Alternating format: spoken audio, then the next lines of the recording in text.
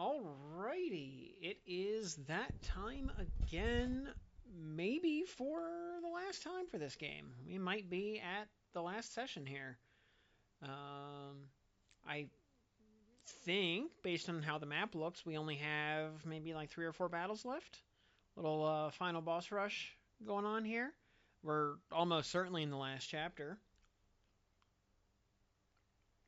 And yeah, we seem to be on a collision course with the final boss.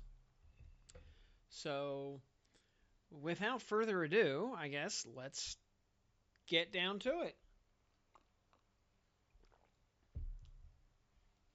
But first, a sponsor from today's not sponsor, or excuse me, a message from today's not sponsor, Raycon earbuds, because earbuds suck. uh, they sound bad, they feel bad, they are bad. Even the good ones suck. Cans for life. This message brought to you by absolutely nobody. Anyway, here we go.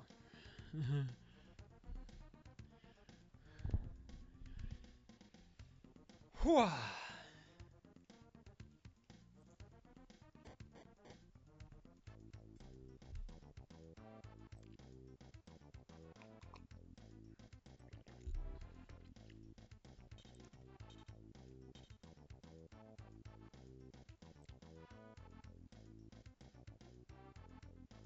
Some enemies wander over through town and attack us as expected. Here they come, the main garrison of Luxadol City. They seem to be swarming in wave after wave. What will we do if they wear us down? I don't see any other way if you want to reach Cobalt. What will you do, Brian? What's the difference between Vegas and Wuhan? Alright, hold on. I gotta think about this.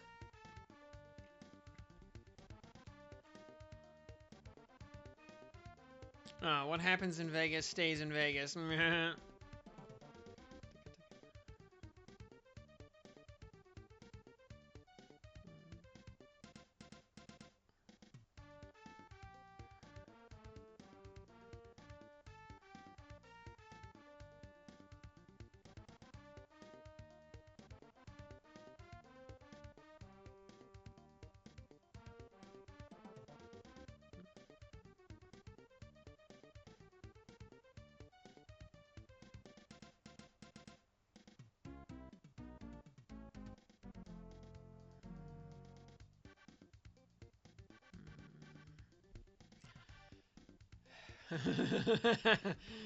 Someone just took a social credit score hit. Yep. Minus 9 million social credit score.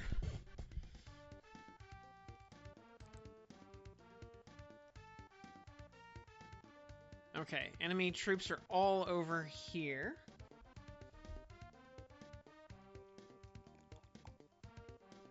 You know, little touch here, but, you know, on the map, we came up from the south, and the enemies intercepted us by coming from the west at the crossroads of the town center, and that's actually how the map, how the battle starts.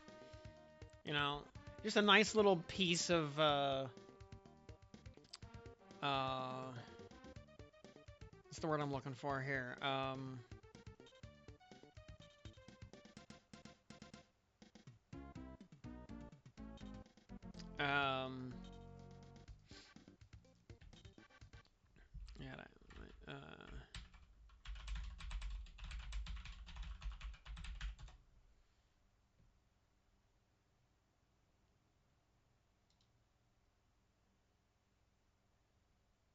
Yeah, yeah, just yeah,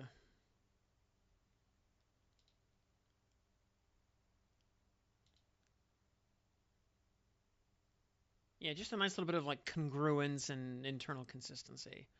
Uh, Also, make sure I turn off pausing when I tab over so I can click other windows and not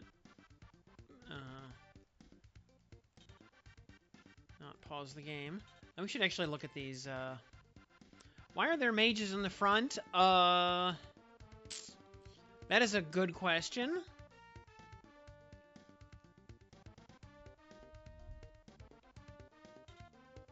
Oh. Ow. These guys have 70 attack power, on top of 54 defense and 68 hit points. Ow. Alright, they're gonna hurt bad. And the Mark Troopers, we know how to deal with these guys. We're used to them using their special attacks to...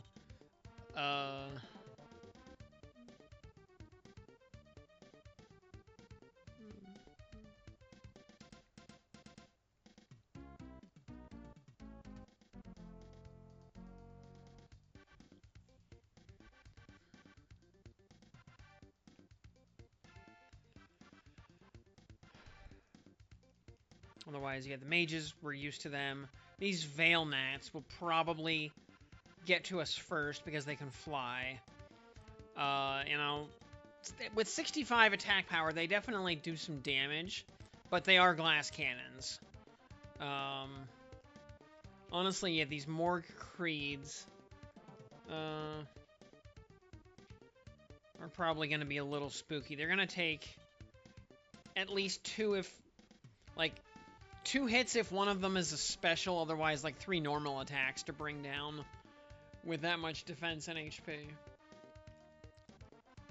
So we're gonna have to be a little careful here, especially with until the troopers are dead, we got to be especially careful.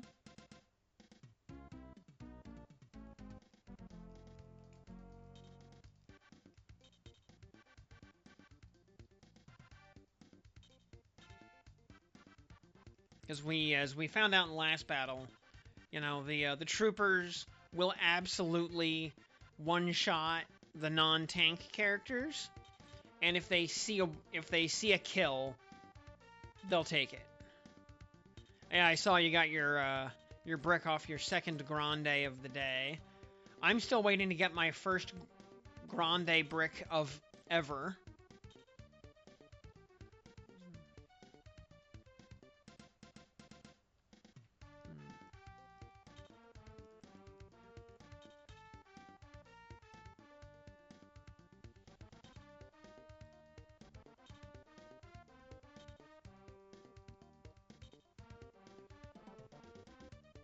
Like, Shane, for example, can be one-shotted by the troopers. So we got to be a little careful with him. Especially, remember, the troopers do attack from spear range. So we got to be a little bit mindful of that. And, yeah, this first round is going to be kind of the painful one. If we get through this first round, we'll be more or less okay, I think.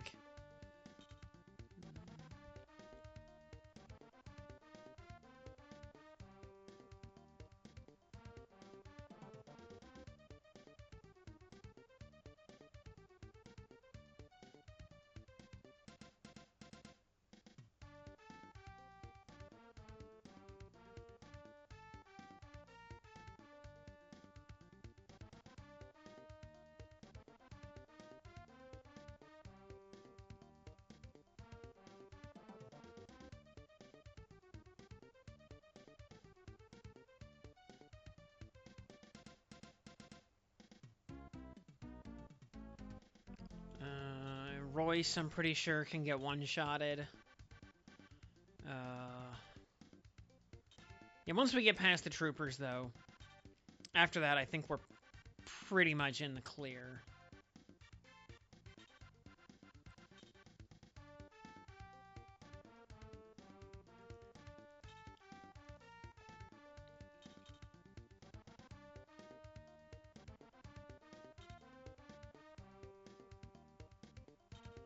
Alright.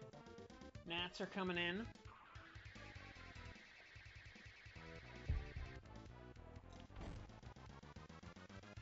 Well, at this point, you know, with 3 or 4 battles left in the game, you know, if she never hits that MP breakpoint, then I'm not worried about it. Alright, there's the first trooper coming in.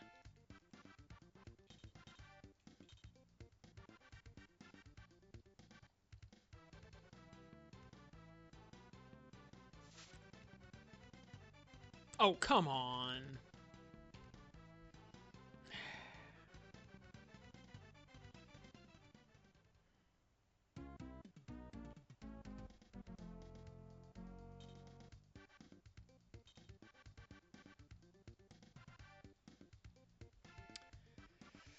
Alright, alright. Both troopers have acted. That's kind of the important bit.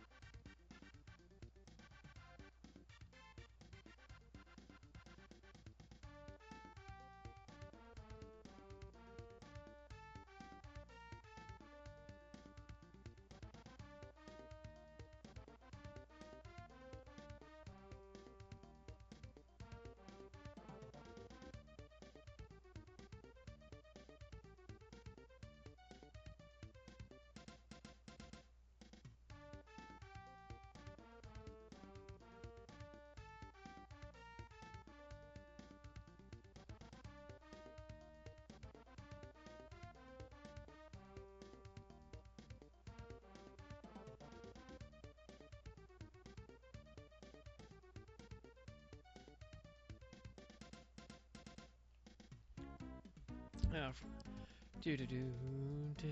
All right. How do we wanna? You know what? We're gonna send Moranius up first. Uh.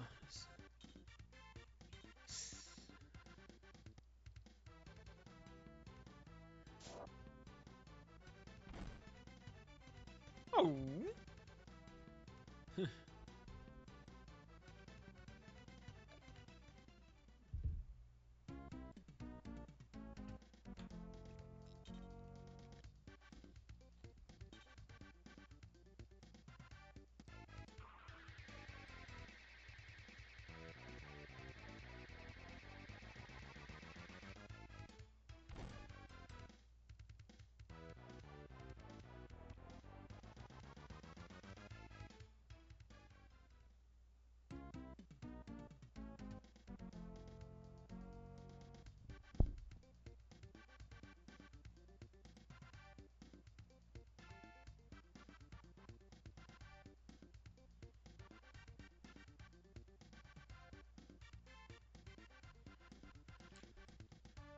All right, let's see.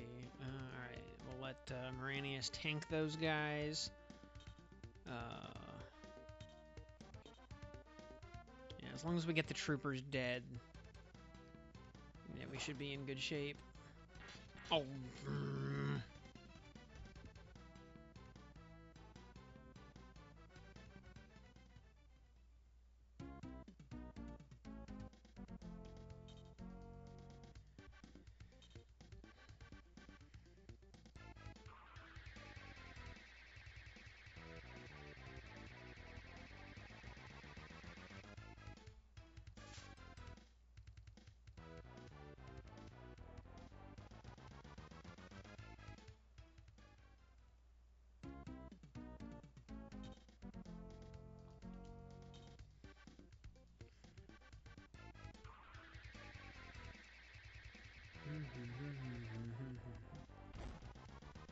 9 more damage on Moranius. That's fine. He can soak that all day long.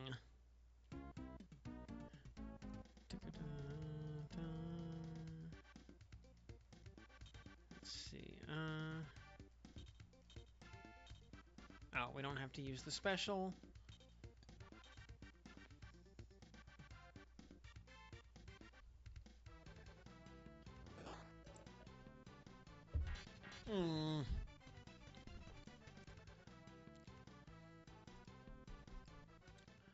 Damn it, Bobby. Alright, yeah. So, alright, you know what? The mages started off at the front of the formation, but they, you know, quickly lingered towards the back. So they didn't stay out in front.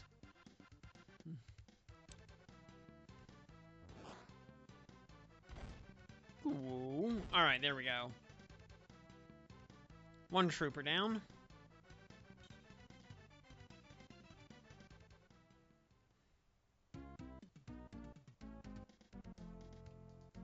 I can't believe you defeated me. Well, if you can't believe it, then Habib it. Alright, we got a healer right here. Let's go ahead and just delete the healer out of existence.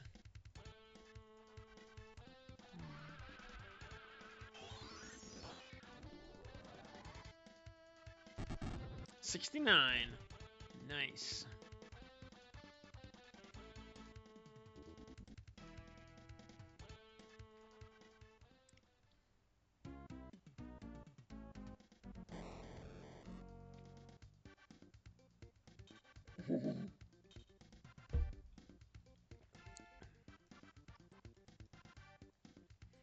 Oh, maybe that healer thought he was a 3rd edition D&D cleric or something. In which case, healer face tank would actually be a completely legitimate strategy.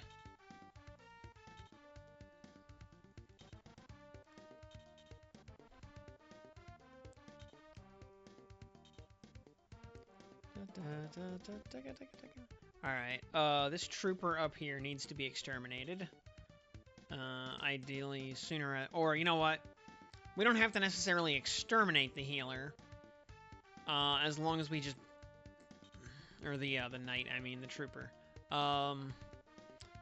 long as we just block off his access to the rest of the party. Ein. As is, he will probably aim for Moranius, since Moranius is below full health. So if we... how do we want to... What's the best way to do this? You know what? The way to do this is just start removing the follow-up attacks so nobody gets, like, too tapped.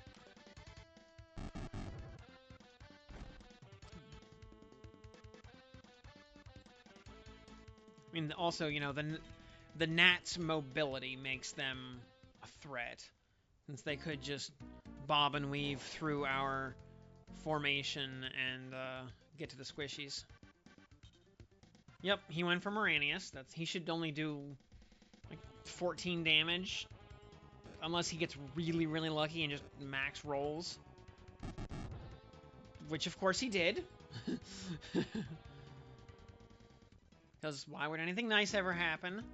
So, now...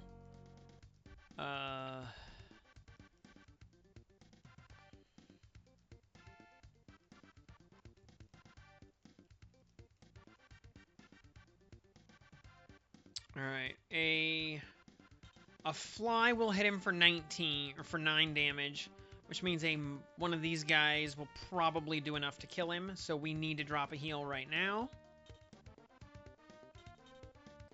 And that's okay.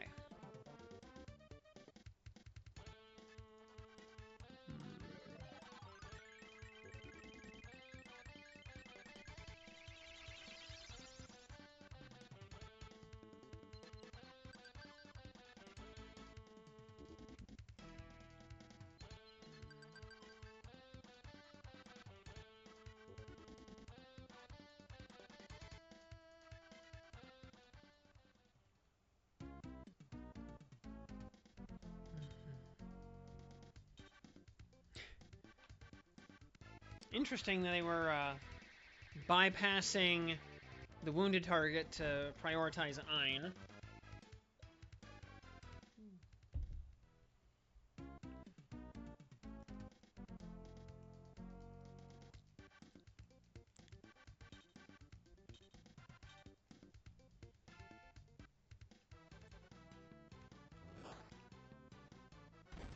There we go. Alright, 49 damage. Very good.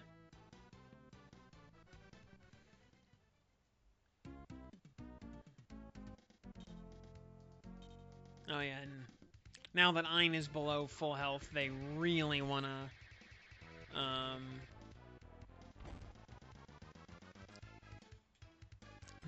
prioritize him.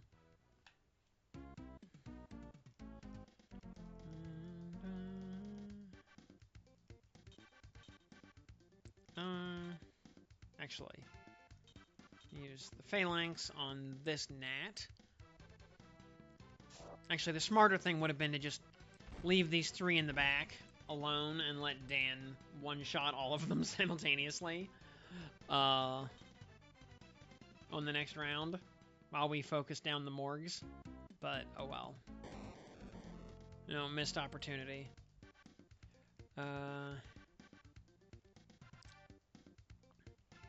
Also, you know, every time I use or hear the phrase missed opportunity, I think of the sticker from Final Fantasy Record Keeper.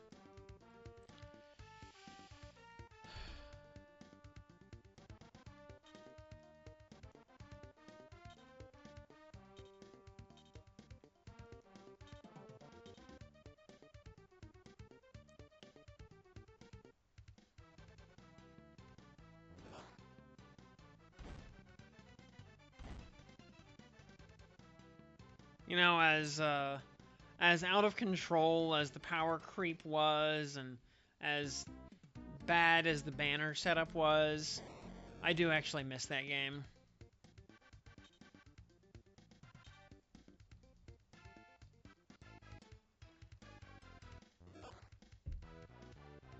I miss the Funga spam.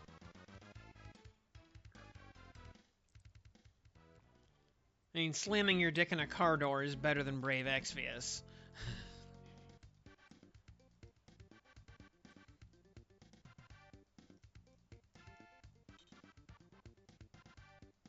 Oh, wait, these...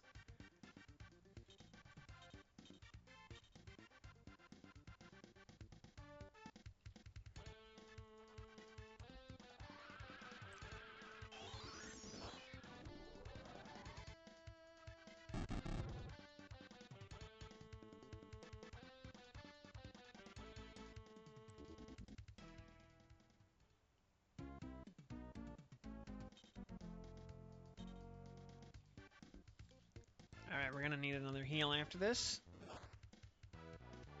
Is that, yeah, 33 or 23 damage a shot. Yeah, it's, you do not want to take any more of those without a heal.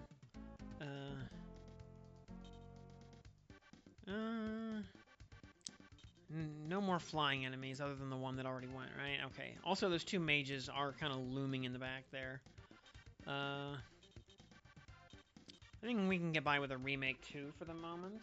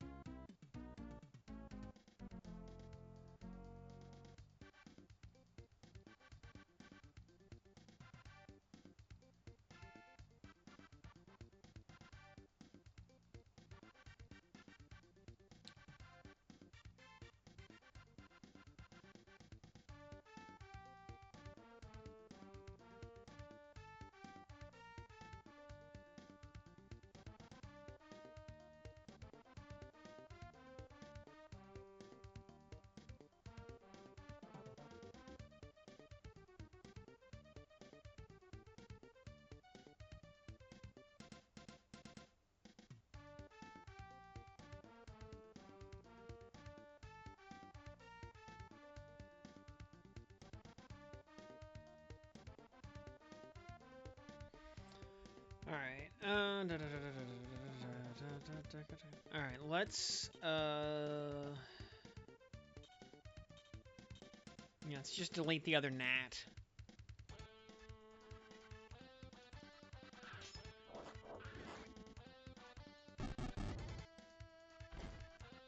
I mean, massive overkill, but I just wanted to ensure that we actually hit.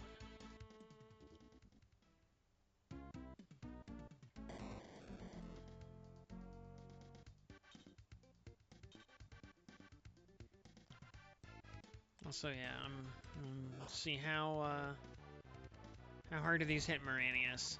14 damage. Okay, that's sustainable. Well, he can take 2 of those. Well, let me rephrase. He can survive 1 more of those without a problem.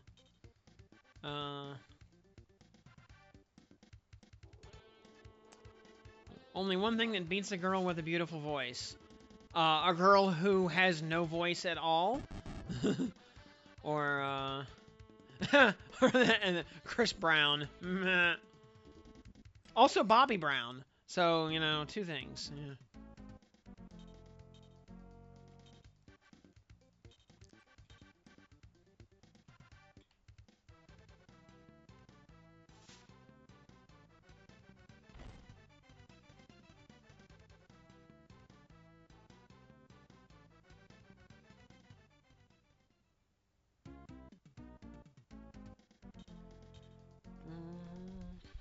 Alright, let's see here.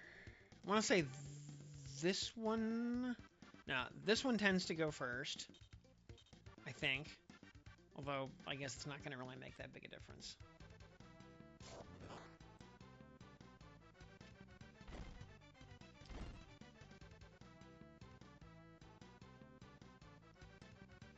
How do you call a lesbian on fire? Hold on, don't tell me. Uh...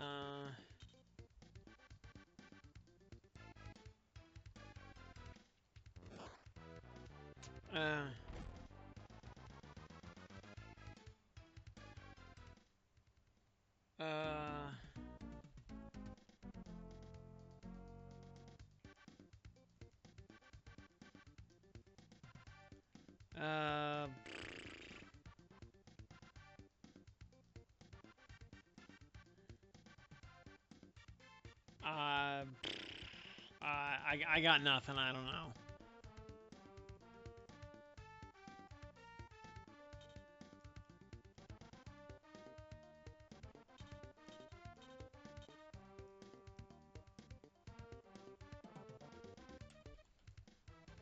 Maybe cute. Oh yeah, we're busting out the dad jokes tonight, aren't we?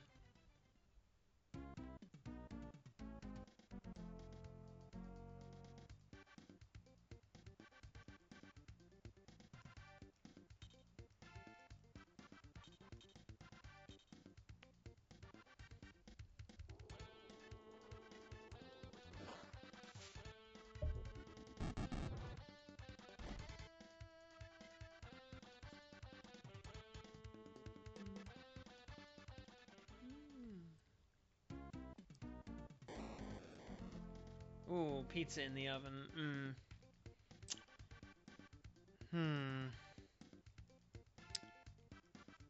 Honestly, I could kind of go for a pizza right now.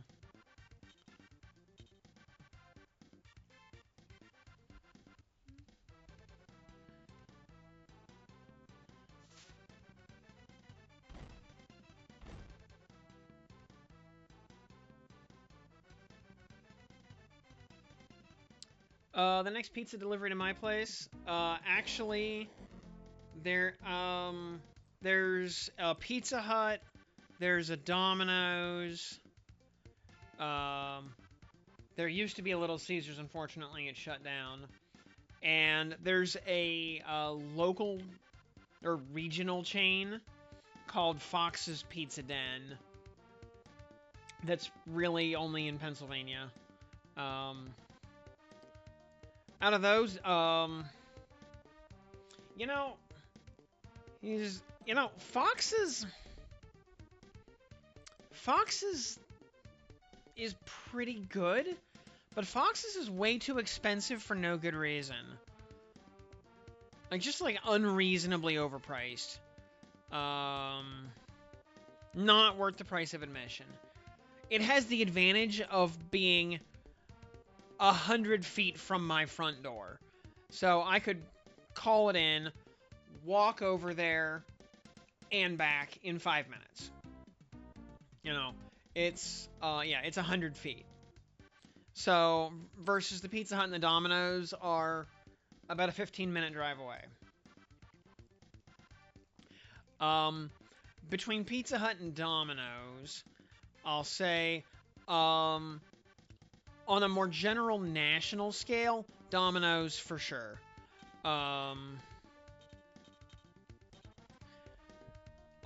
Pizza Hut got really abusively expensive for the most part, and they are not good enough to justify the price.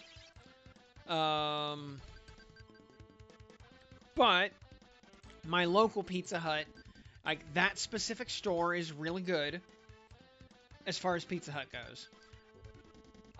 And they have a buffet special Wednesday for dinner and Sunday for lunch. The buffet special is 100% worth the price of admission. And if I wanted to eat a bunch of empty carbs, that would be a great meal. It's like all you can eat pizza for, like, I don't know, $15.99 or something. Maybe $16.99. So for that special, I really like my local Pizza Hut. Also, their decor hasn't completely abandoned the old style. They don't have the nice red and green overhead lights, you know, the classic Pizza Hut chandeliers, but they haven't completely gone soulless corpo minimalism. Also, just a Pizza Hut with a dining room in general is getting to be pretty rare these days.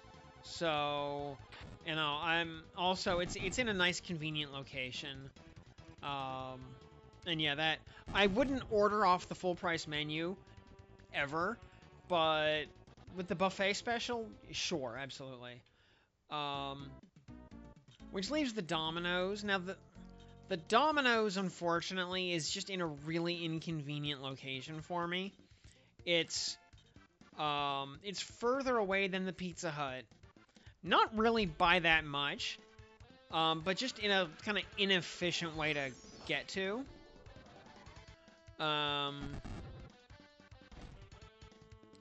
And there, as long as they're running a good coupon, you know, like any pizza for $10 or something, then, you know, I consider Domino's to be a perfectly acceptable fast food takeout option. But, that being said, for fast food pizza, or for fast food takeout pizza, I'd much rather go to Little Caesars. Because, you know, the pretzel crust pizza with cheese sauce from Little Caesars is awesome. It's like $8 or $9 and is hands down the best fast food meal you can get anywhere in the United States for under $10. The battle is over, you annihilated the enemy. Yeah, I mean, that was what we were told to do. There's not really an option here. Oh, we got downgraded. That's okay, we'll hopefully get re-upgraded on the next fight. That was a, like, forced annihilation. So, yeah, we take it. As a pizza manufacturer that makes some refrigerator fresh pizza. Oh, yeah, actually, my, there's a place, yeah, there's actually a brand of frozen pizza that is, like, kind of local to the region.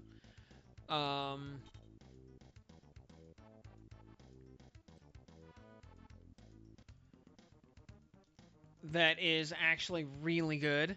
It's about, I want to say $10. for a pizza.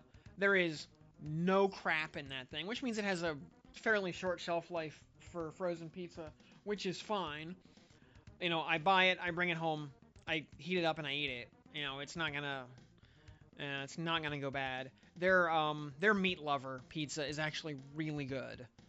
I forget the name of the brand, um, but it's some like local-ish regional brand.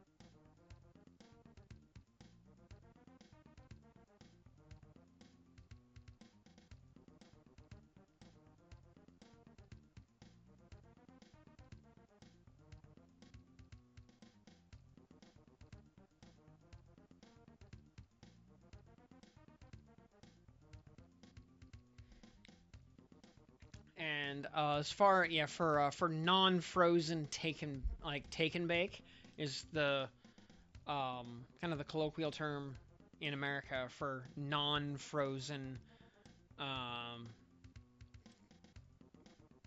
uncooked pizza.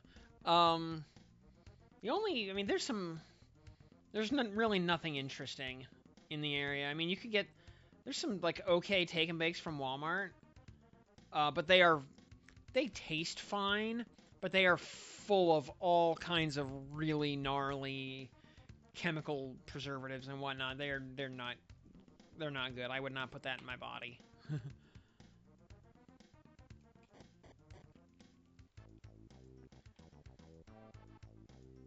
Compared to the nice nonsense free frozen pizza I was talking about, yeah, the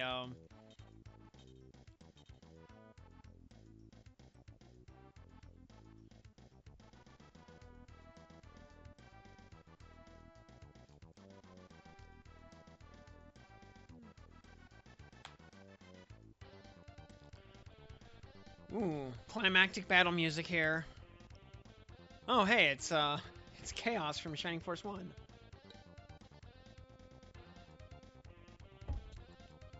Dregs from the hinterlands have no business at General Cobalt's temple. We will cleanse the land of scum such as you.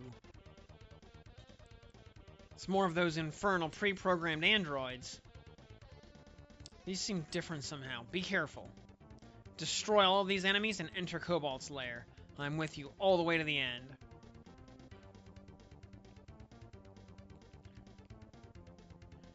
Um, yeah, I mean, although I'll say, like, food quality differences between EU and US are, like, it's not as big a gap as it used to be, especially in the more developed parts of Europe, um,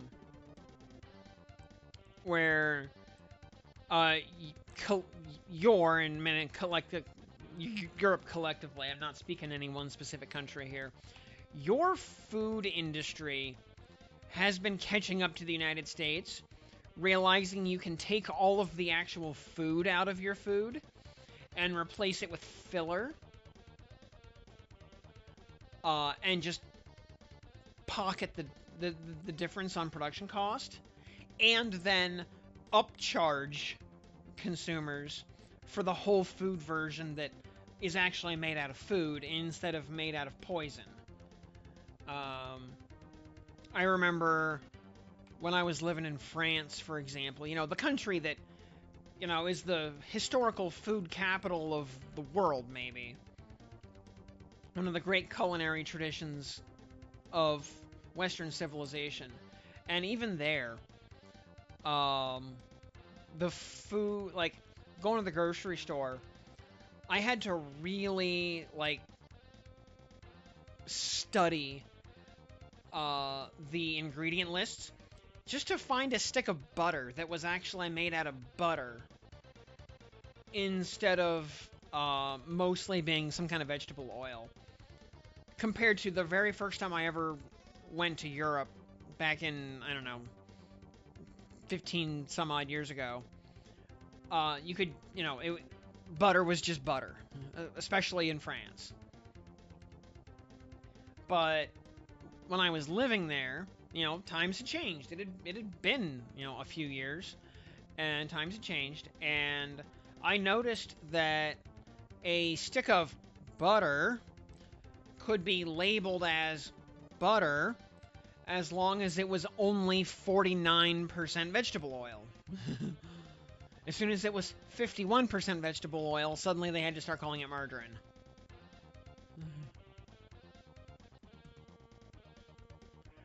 And, that growth design, they look pretty weak. Decent chunk of hit points in defense, but not so scary. The Grand Ramados or Ramados, we've dealt with them before, no surprise there. Grand Owls are irrelevant.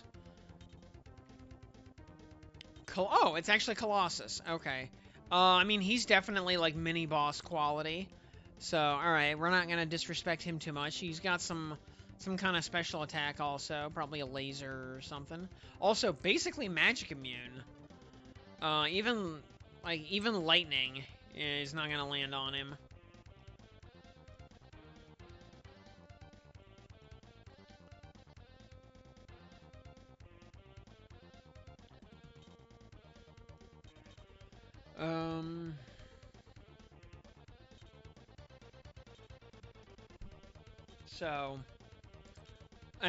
So, I've noticed, just watching some YouTube videos that talk about health food and, food ingredients and things like that. There are actually, depending on what country we're talking about, since every country's regulations are a little different, there are actually some products that are cleaner in the United States than in other countries. Because it just depends on what the labeling rules are, for any given ingredient or product category. Because, some words have, different meanings depending on what country they're in. And to its credit, the FDA does actually take its labeling rules very seriously. And if a product is labeled incorrectly, it will get yanked off shelves very quickly. So the enforcement is at least there. The main thing, especially, I haven't been back to Europe in a while, so I'm not sure how bad it is now. But I've noticed, like, the main thing, especially with American food, is you have to kind of read between the lines on some things and look for weasel words. Like, when you have what is ostensibly a bag of shredded cheese, and it says that it is made with real cheese on the label, because, on American food packaging, we have to reassure the consumer that it's actually food, and that it contains the thing that it says it is. But, made with something is not the same as saying made of something.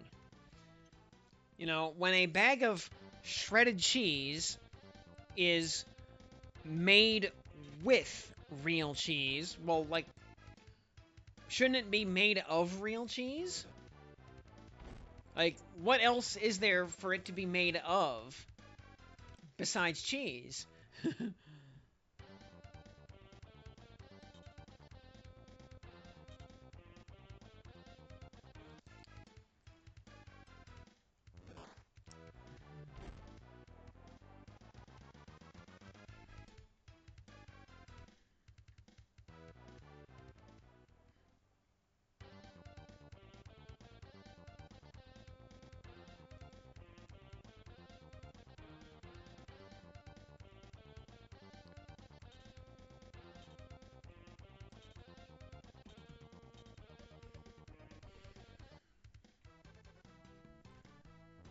You know, or other or lies by assumption or by implied assumption. You know, getting the consumer to just fill in the blanks, basically, by using their imagination. I'm gonna use like there's a product. I think it's the brand name is Imperial, and I don't know if it's even like how they technically classify it. It's margarine is what it is. But they don't call it margarine. In fact, I think the label just says Imperial. It doesn't call itself margarine. It can't call itself butter because it's not butter. But on the package, you know, or there's a similar one called Blue Bonnet. I think that one is just called like oil-based breakfast spread, is what it calls itself, or a vegetable oil breakfast spread or something. Again, it's margarine. There's no cream in it at all. It's just vegetable oil masquerading as butter.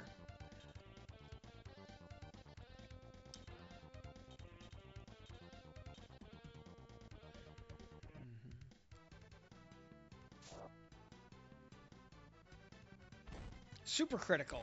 Yay. I really wonder, like, why did we start seeing super criticals in the last chapter? We had never seen one prior, but suddenly they became kind of not so rare. So we're gonna let Dan here just AoE these idiots to finish them off.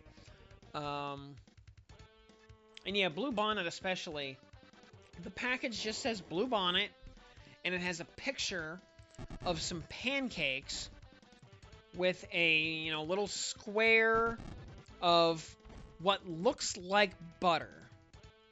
It looks like a tab of butter, like you would serve on pancakes. In an age back when food was made out of food. They don't say butter, they don't say margarine. They just let you use your imagination. You see what looks like butter, so you assume it's butter.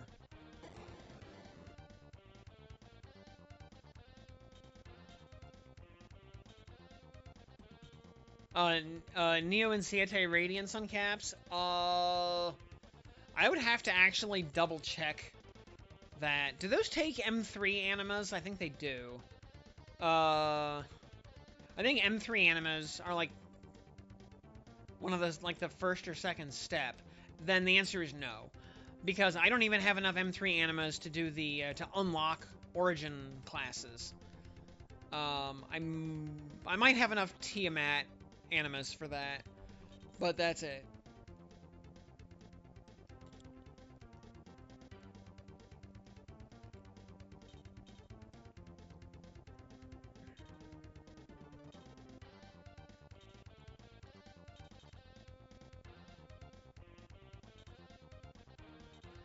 I don't want to have to... Actually, I gotta go look at... You know what, I gotta... Like, how many M3 animas does it take? Let me look it up here. Radiance materials. Step 1. Alright, 50 M2s. Oh, yeah, that's right, it takes 40 Ennead gold animas. Oh, fuck that noise. Step 2 is 25 M3s. Ugh. God. Can we please just get M3 Pro skip already? Seriously. Level 3. Shards, lusters. At least the 6 dragon drops are trivial. 10 Damascus crystals, yeah. Weapon stones and quartz are irrelevant. Revenant fragments are easy. Damascus crystals are no big deal. But yeah, those M3 and Ennead animas. I mean, also, God, Ennead skip. Please, God, give me those. I need any ad skip so badly. Um,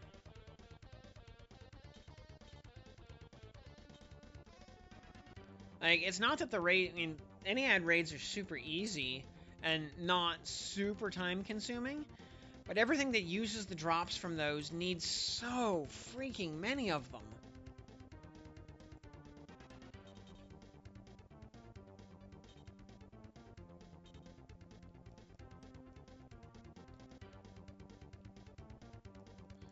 Alright, these Grand Ramados, yeah, we're gonna send Moranius up here to,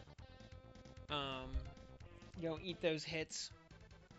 Also, I think we should be able to probably kill the boss and not actually do a full kill on this. You can buy any ads for FP. Oh, that's handy. How much is... I have to actually go...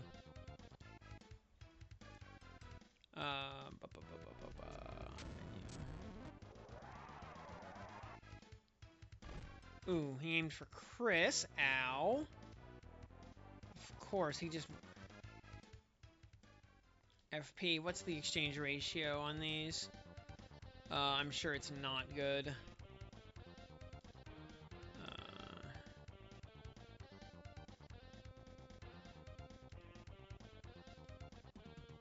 Jewels, M2 animas, dragons. Oh, it's... Oh, you can get 30 a month, but for 4,500 FP. Ugh. But I guess, alright, that's at least not so bad. As long as you're, like, actively hitting those,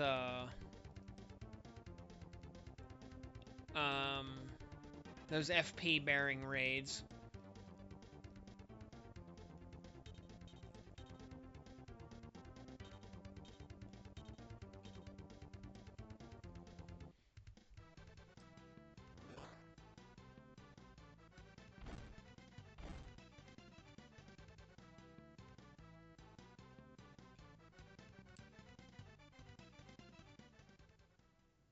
Also, daily points. Really? Because daily points are friggin' useless most of the time. Like, I'm always maxed on daily points because I have no way of spending them.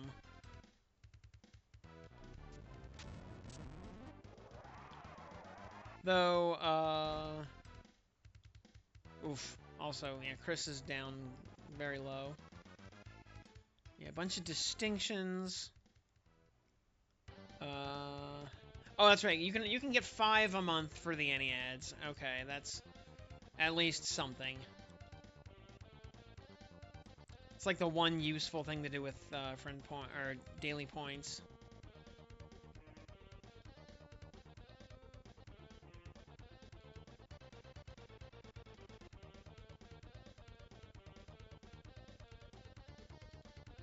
Which reminds me, I should actually dump a bunch of daily points into these, just because what the hell else am I going to do with them?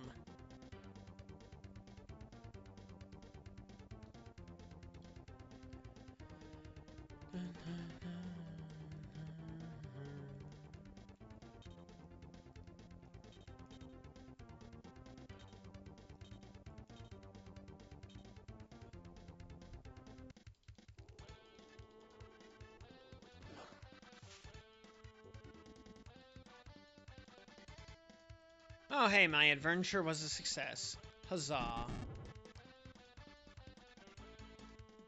And we got nothing useful from it. Okay. But Vern gained a level, so that's something. Still nowhere near the stats we need for this particular adventure, but, oh well.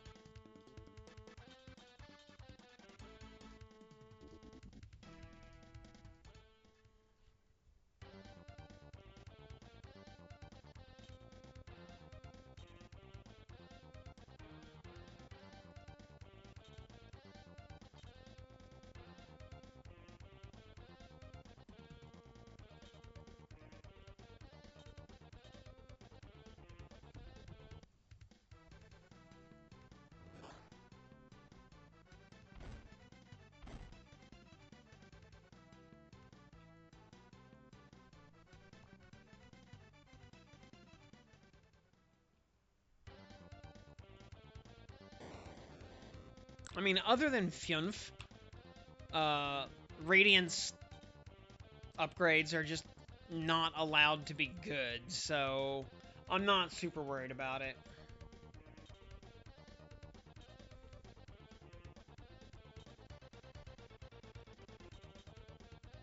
Fjunf's was hilariously overpowered. Everybody else's is trash. Or, if not, I should say, yeah, not necessarily trash, but not good enough to really justify the material expense.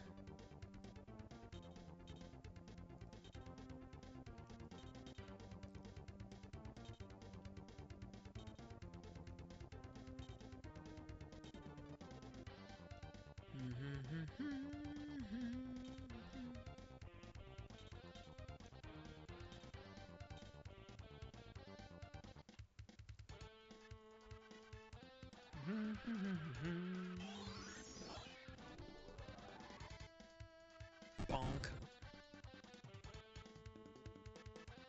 And level up for Brian. Alright, hey. Attack and defense? Yeah, we take those. We'll take whatever extra bonuses we can get at this point.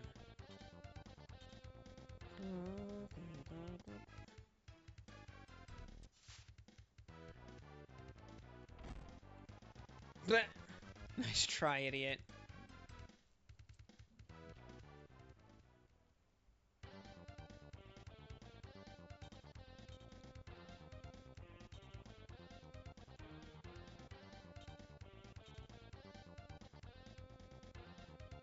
I'm hoping that Jeddah standing right there will actually aggro the boss.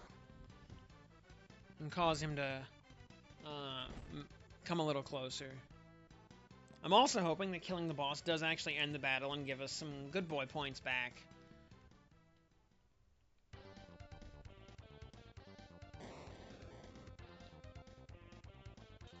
Hey! All according to Keikaku. Translator's note, Keikaku means plan.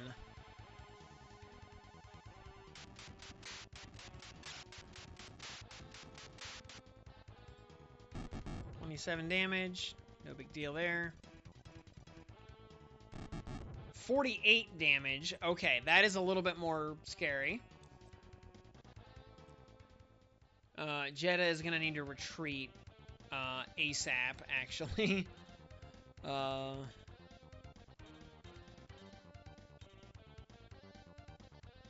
And we're going to drop a Remake 3 just in case. Colossus can do that 2 more times. Hopefully he will not live that long.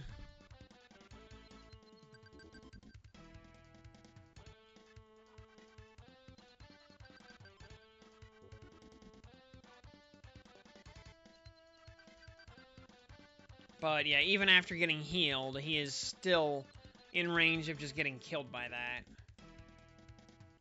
So, yeah, we're gonna have to pull him back. He cannot be anywhere close to that boss.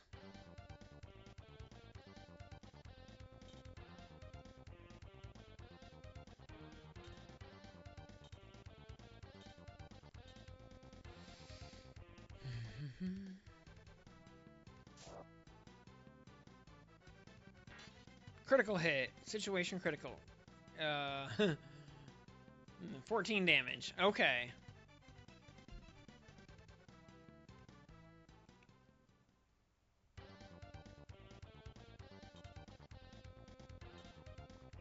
Yeah, Moranius attracts the attention of the other gun.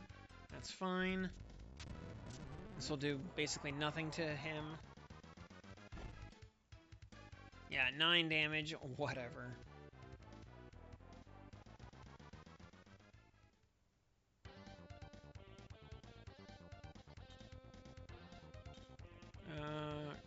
Chris is still injured a bit. We could throw out another heal maybe. Thing is, I want Brian to be less than max health, So he maybe stays the aggro magnet.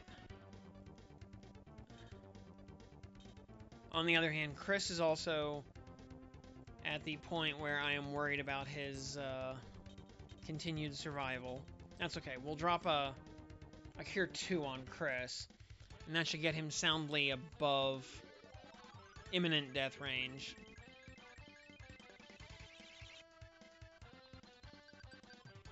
Yeah. Plus being full health, yeah, he's going to be lower priority target than he would be otherwise. So, okay. Just keep metagaming the AI. Shane has horrific magic defense. Lightning. Shane will die. He's got lightning too, though. He might be able to actually survive that hit, but I don't know if he could survive the follow-up from the gun if he was forced to take both hits.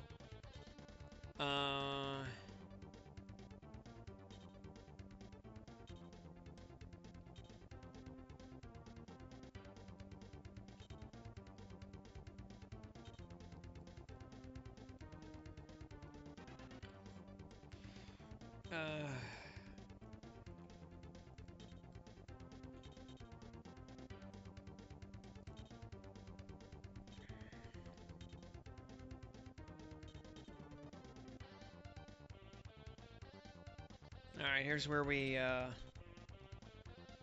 have to make the decision. I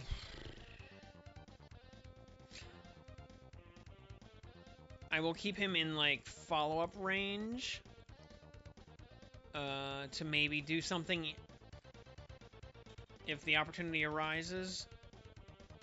Alright, first things first, Jeddah has to just skedaddle. These guys also have a 60... you know what, Jeddah, I think... What you can do, though, is I think you can, just Bolt Breath this one, knock it to, like, 4 hit points. And I think he'll be... Or at least knock it down into, like, easy follow-up range. Maybe, yeah, 35 damage. I think Shane can do a follow-up hit and kill it if necessary. Probably the boss next. Oh, this is real bad. This might actually kill. This might kill Royce and or Ein. Anyway, Ein will live. Royce, I'm not so sure about. Okay, they lived. That was scary. We gotta worry about the gun follow-up. Alright, the gun's all the way over there. I don't think the gun can get that far. And of course, poor Dan is one space away from being able to do something.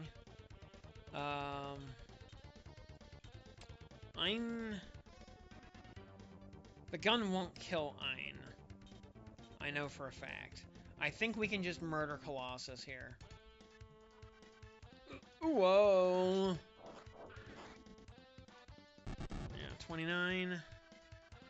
And I'm pretty sure Royce can actually kill it with the follow-up.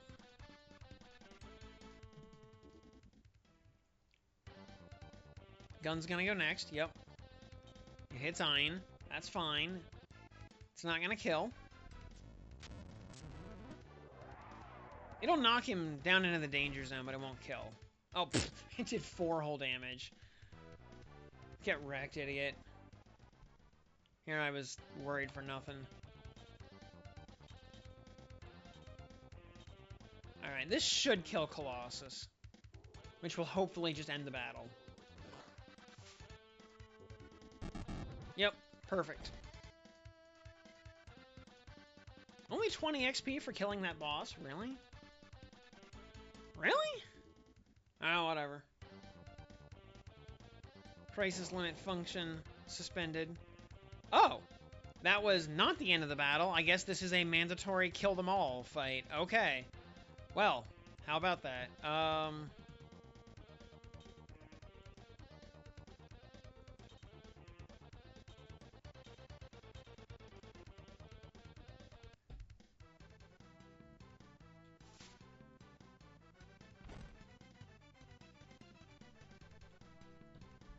Alright, well, I tried to not kill them all, and that was apparently not an option. So,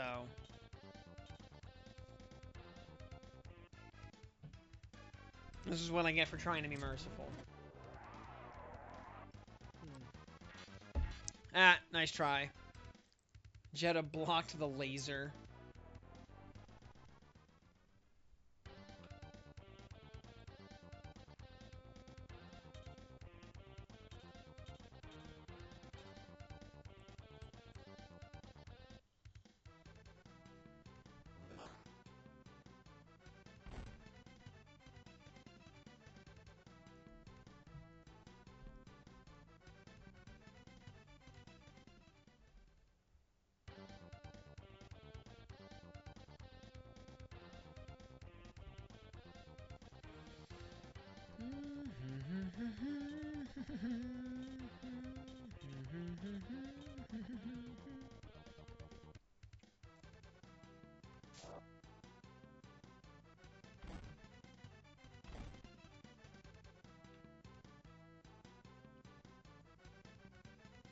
Ah, level up with no stats. Thanks, Marinius. That's fine. You know, again, like, a point of attack or defense at this stage of the game is not going to make or break the game.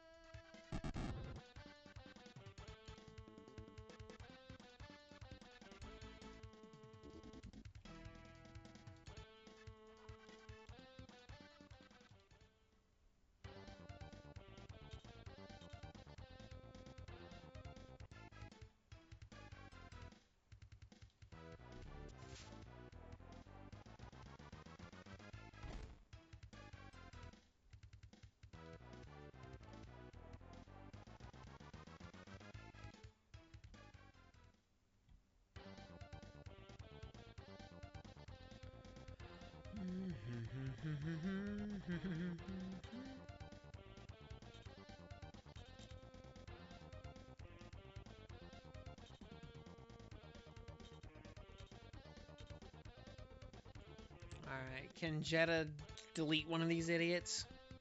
Probably, I don't know, I didn't check their lightning resistance. Nope, not quite. Still very solid damage, though.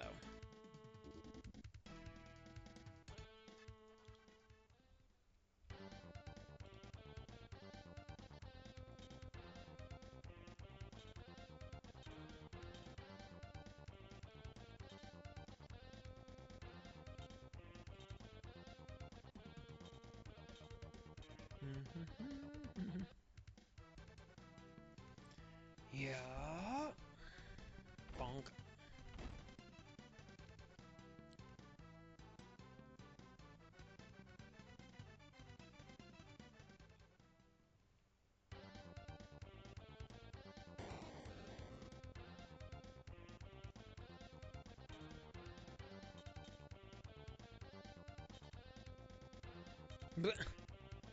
Where you going, idiot? The party's over here, guy. Come on.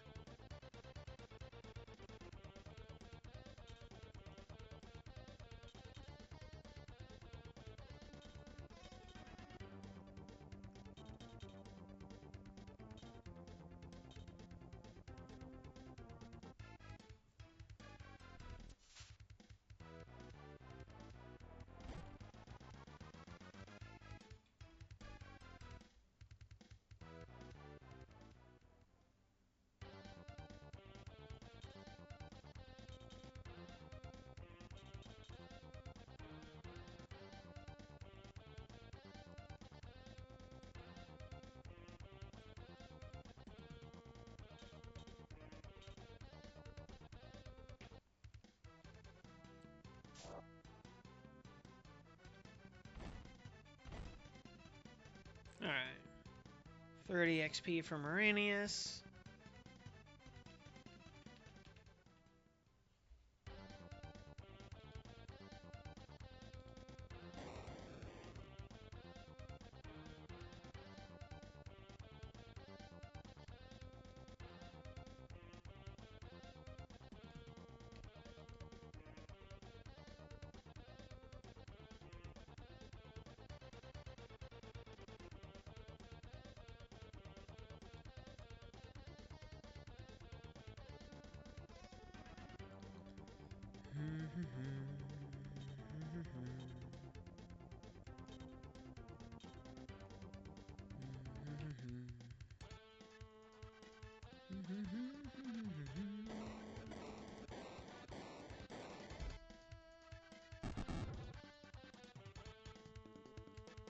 Cheap viewers. You all know how we feel about cheap viewers around here.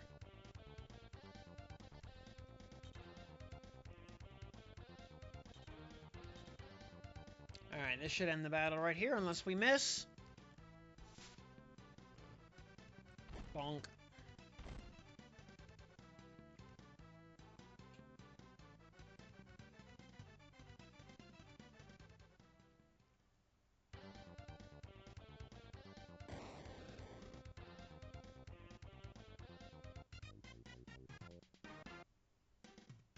Mission accomplished. Nice chunk of money that we will probably never have the chance to spend. 75 XP across the board. Very nice. Yeah, just... Oh. I say, you just give everybody a free level up, why don't you? Thanks, game.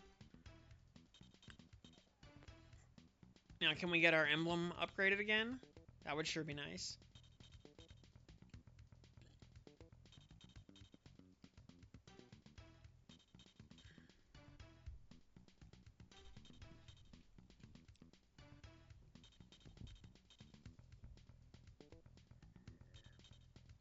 Oh, hey, Dan hit 24 MP. That's actually a breakpoint for him because he can use his special 3 times now. So that's handy.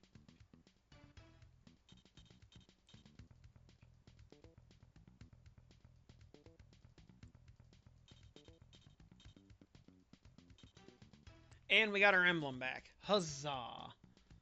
So yeah, the forced bad boy point is canceled out by the forced good boy point. We can live with that. Let's go ahead and save state.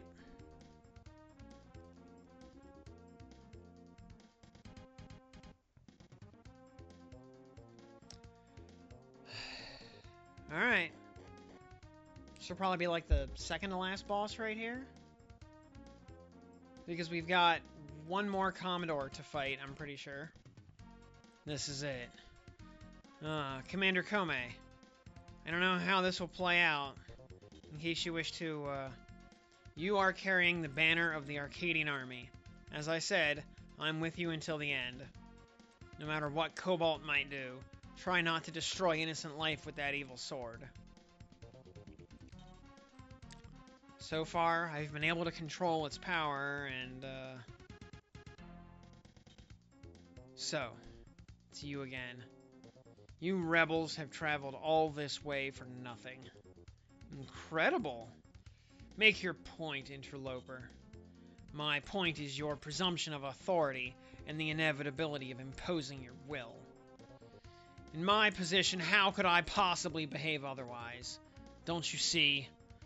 I am sworn to stop all intruders here. You will not be allowed to endanger or harm Cobalt. Lord Hegmeyer, former chief of the Balformian Army's Belclad Regiment, it's all over, sir. Your empire has forsaken you. We will offer you the same terms we did Bart. Lay down your weapons, return to Belclad, and turn over your office to the acting governor. Boy, you are still quite naive. I know all about the deal you offered Bart. Haven't you learned by now that a warrior must carry out his duty, unlike your betrayal of the oath you swore to the army of the Balformian Empire?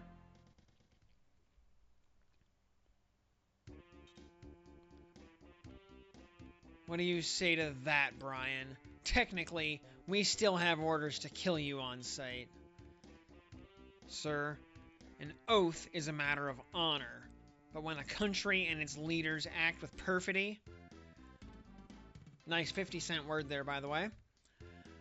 A warrior with ethics and a higher duty to God is divested of that sworn allegiance. Your problem, sir, is quite simply the same as Tusk's and your other three Commodores. You would rather hoard power in a corrupt system than live in a just society as an equal citizen. I can see now we Commodores made a huge mistake when we did not settle our differences. We should have banded together and destroyed the Liberation Army long before it came here. But you didn't. And now, you're the only Commodore left. So, for Royce's sake, sir, if nothing else, will you surrender? What'll it be, Lord Hegmeyer? What I would prefer to do right now is engage you in another sword match, until only one of us remains standing. I'm game. No hard feelings. No matter what happens this time, sir. Brian and I, for a free Arcadia, remove Lord Luke and storm Cobalt's chambers. Alright. So I think we can get away with maybe just a boss kill this time. Luke is actually not that scary looking. He's got a lot of defense. And he is surrounded by, a bunch of spooky enemies. 4 Grand Romidos. He's got a healer over here. 3 Mark Troopers. The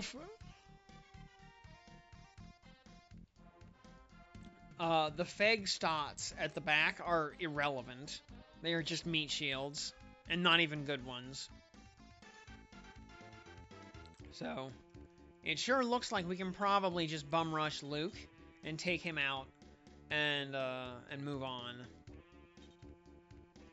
Though, the troopers might have enough movement to just force us to kill them first, because they might just get in the way. I think that is entirely likely, actually. We'll see how aggressive Luke is compared to the troopers.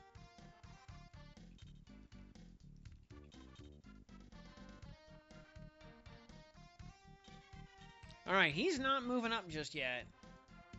Alright, he's gonna take his sweet time, apparently.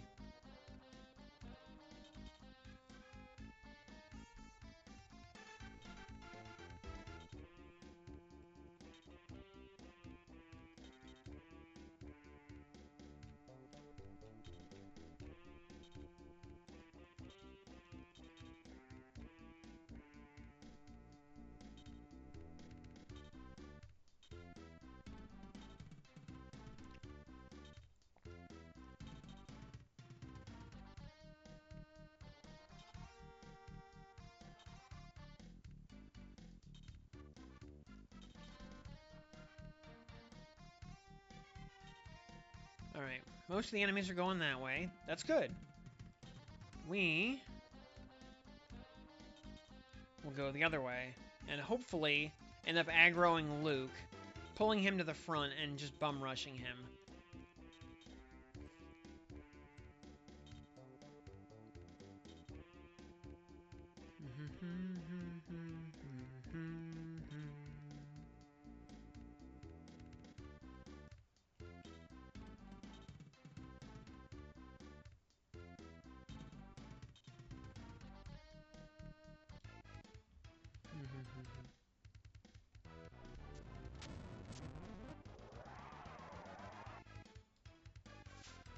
Yeah.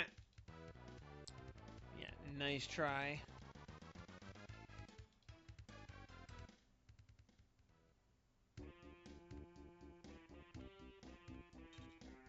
Alright. Troopers are coming down from that side.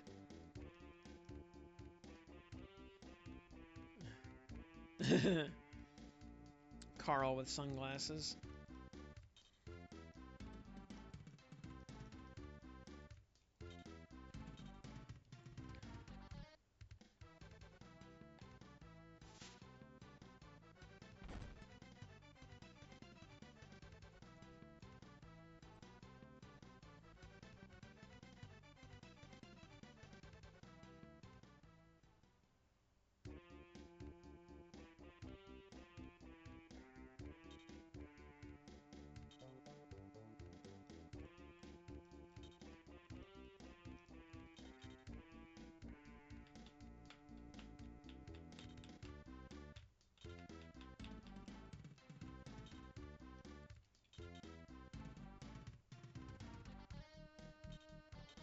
Alright.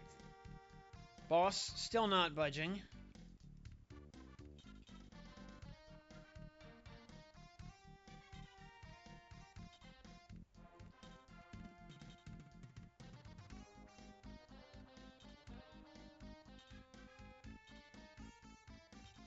More enemies headed around that way, though.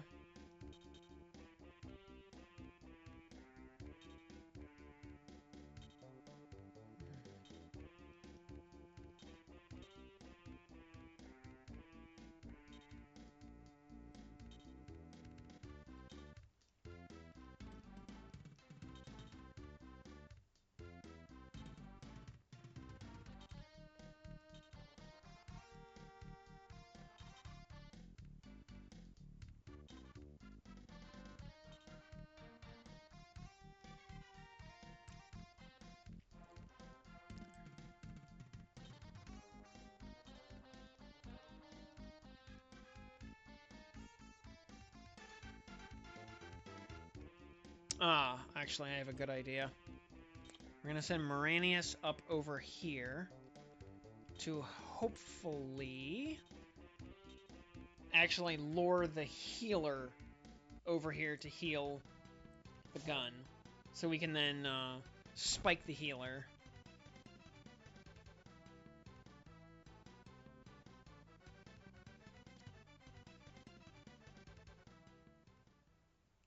And maybe actually kill the gun on the next action. Yeah. Alright. All according to Keikaku right here. Yeah, that'll put the gun back to 36 HP. That's fine.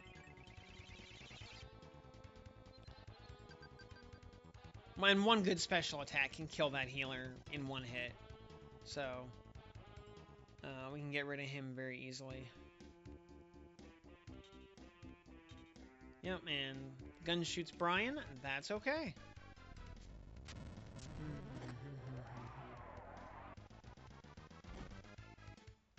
13 damage, whatever.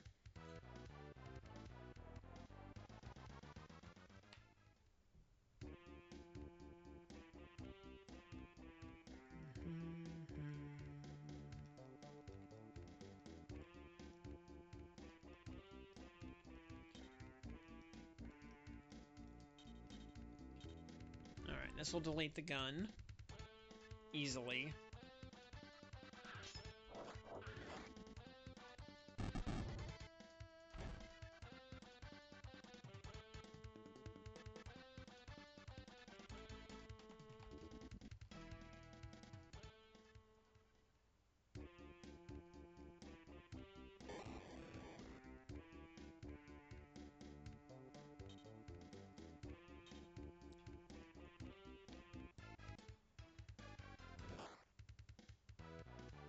This is gonna do nothing. Yeah, critical for 3 damage. Oh no.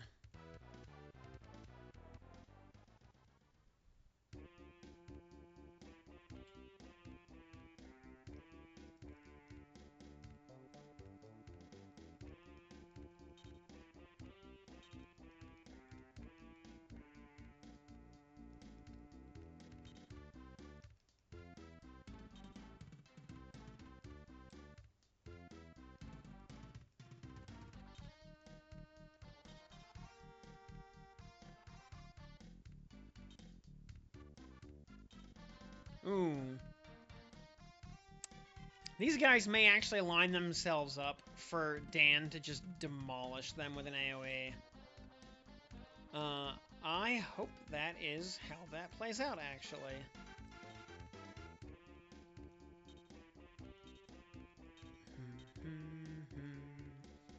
But let's get rid of the healer first, before we do anything else.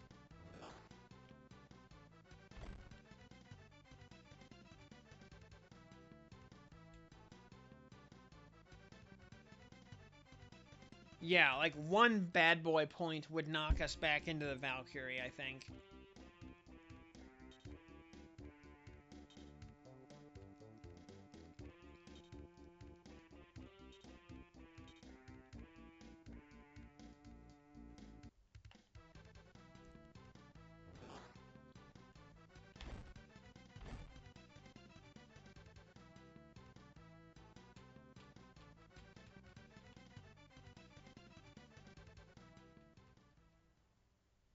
Alright, now hopefully Luke comes over here to try to hit Moranius. Not yet. Alright,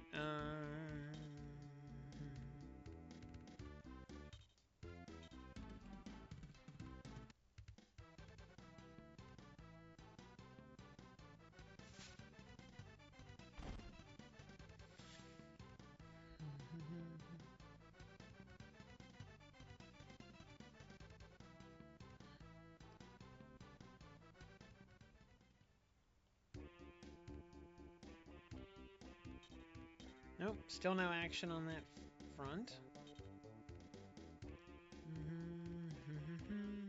That gun, I'm hoping, will move right down there. You know what? I'll just go ahead and delete these two.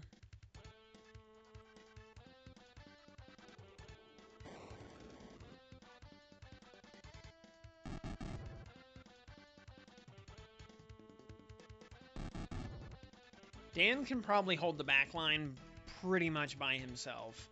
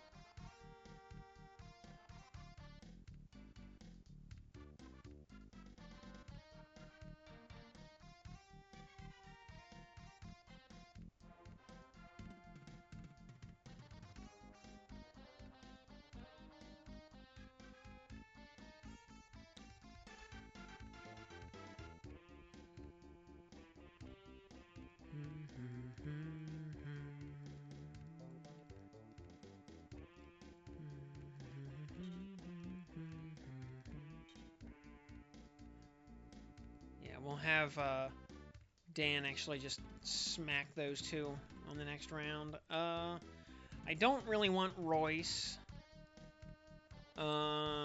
anywhere near the boss because I'm afraid she might get one-shotted by a special attack.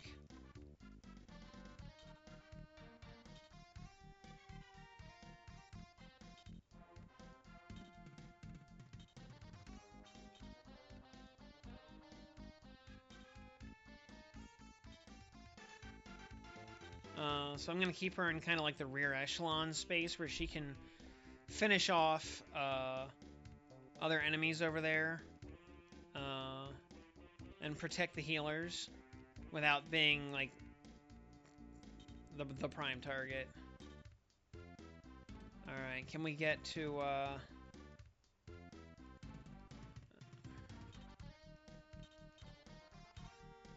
yeah, let's just delete these two.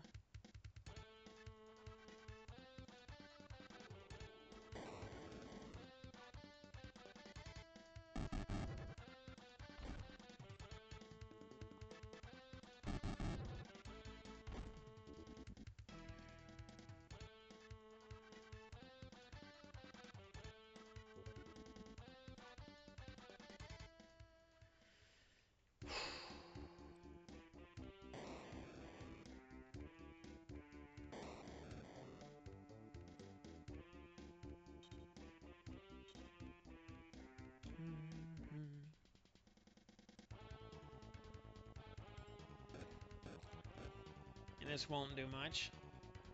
Yeah, 10 hull damage, no big deal.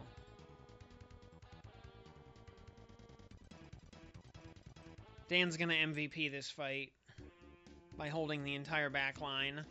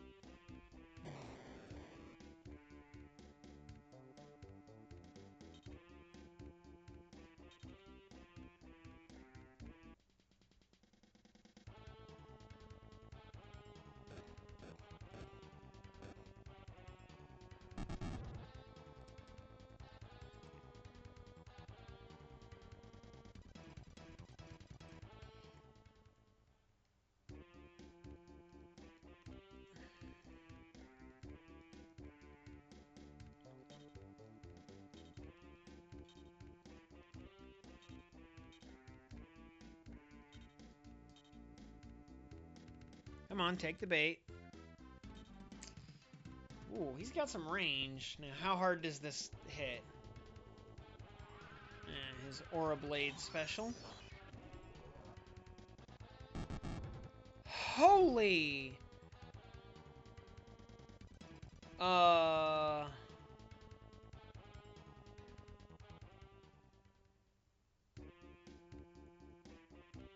The War God him defeated. Never seen such a strong enemy.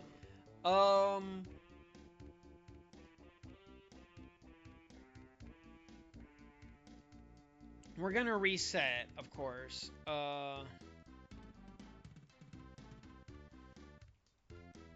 don't want to be down a man going into the last fight.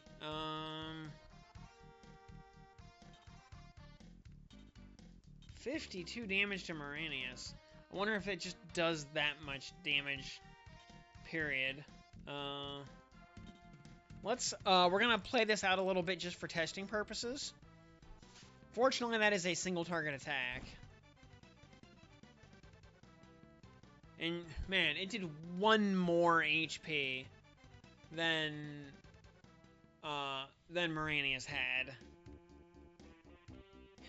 1 more hit point, and we would have been golden.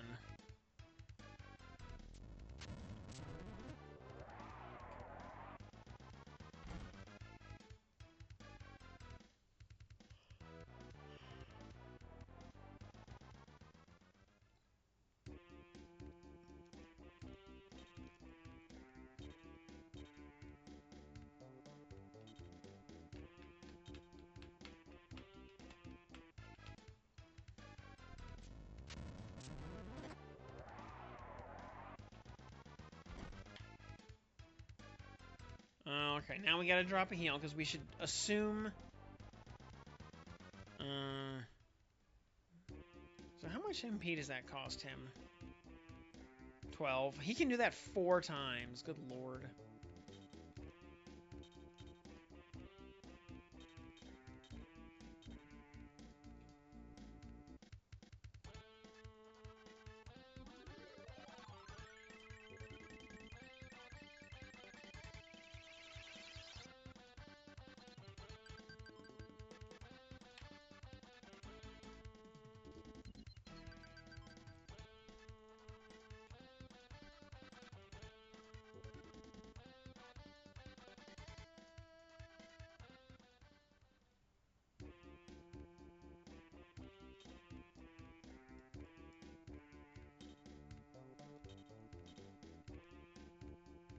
I want to see how hard Luke hits on other characters.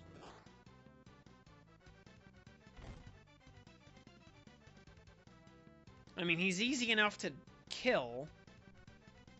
It looks like. He doesn't have that much HP.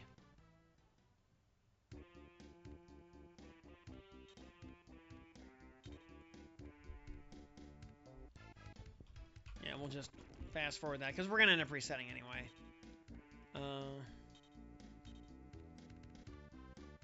This might just be a rocket tag kind of fight where, you know, whoever hits first wins.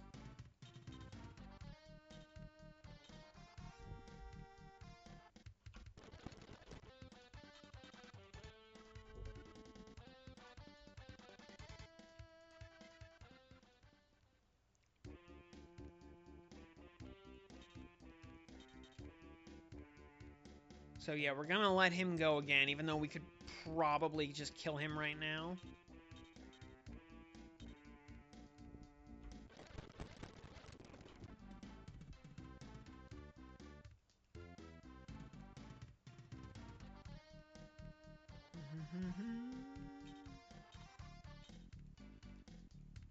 So yeah, we're actually kind of sandbagging here for the sake of science.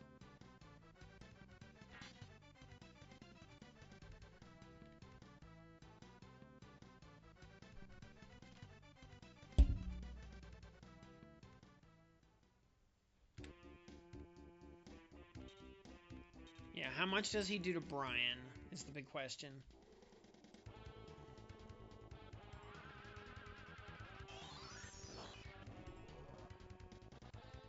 $50 damage. Okay, so like low 50s is just kind of normal. All right, good to know. And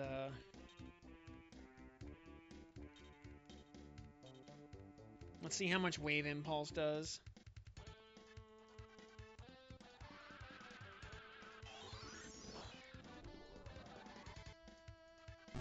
Only 27, actually.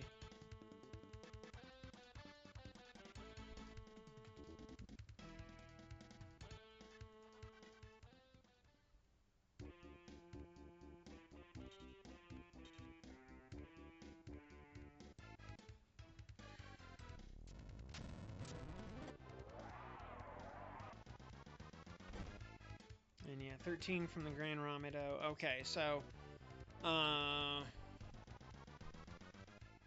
So Brian is not in imminent danger of getting 2-tapped, but 3-tapped is a possibility. Also, I want to see how our... I want to see if our emblem does go back up after this. Nice level up for Ein, not that it's going to matter, because we're going to reset here in a moment. I died as a warrior. Okay, yeah. And that does end the fight. Also good to know. Oh, that's right, our emblem was already back up to Feda, yeah. But yeah, we could do... Wow, we get 90 XP. I mean... Which is great and all. But again, we're going to reset to make sure we have Moranius alive for the next presumably final battle.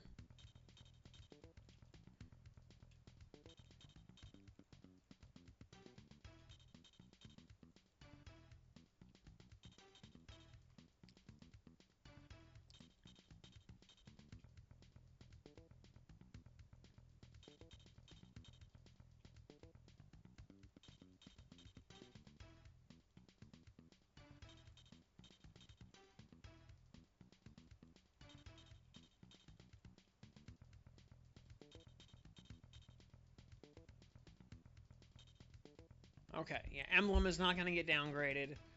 We're in the clear. Alright. Alright. With that, alright, I'm gonna go hit the bathroom. You know, if you wanna, if you need to refill your drink or grab a sandwich or something, now is the time to do it. Because it looks like, yeah, we are definitely heading into the finale here. So, I will be right back.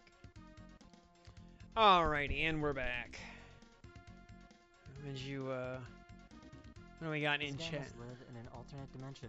You people don't have a kitchen like I have a kitchen. Here's my cage of bouncing iPhone 16 Pros. And here's where I keep all of you. I'm not sure where I have that. That's probably belongs to someone else. And here's my drawer of... Oh man, he got out. This guy must live in an alternate dimension. You people don't have a kitchen.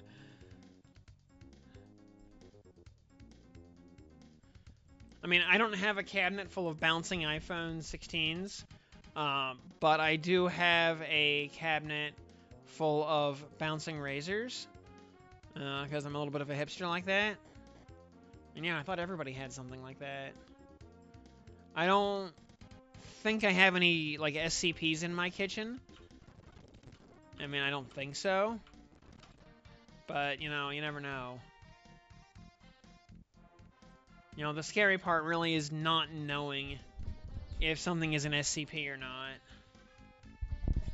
And really, you know, like, how would you know? Because, you know...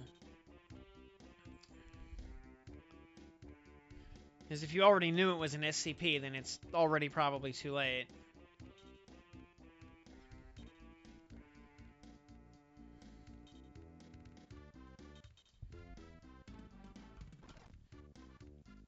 So we're gonna follow the same basic strat. Everybody's gonna move up and to the right.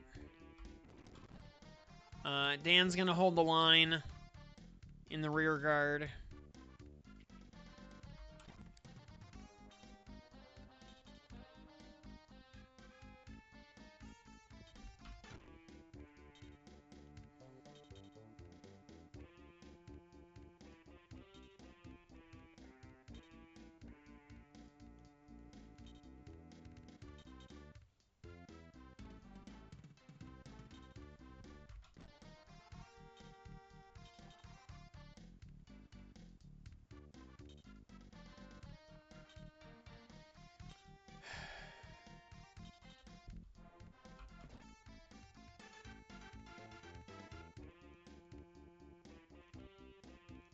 Alright, that gun is right there.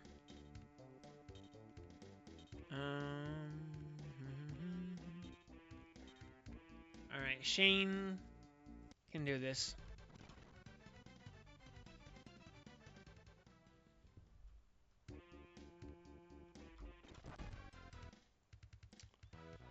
$22 damage sucks, but, you know, he can handle it.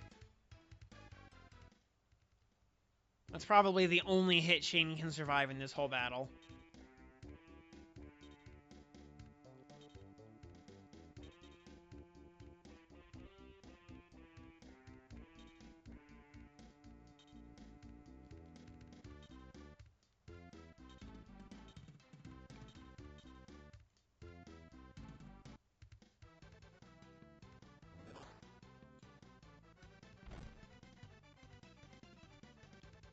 Alright. 30 damage, very nice.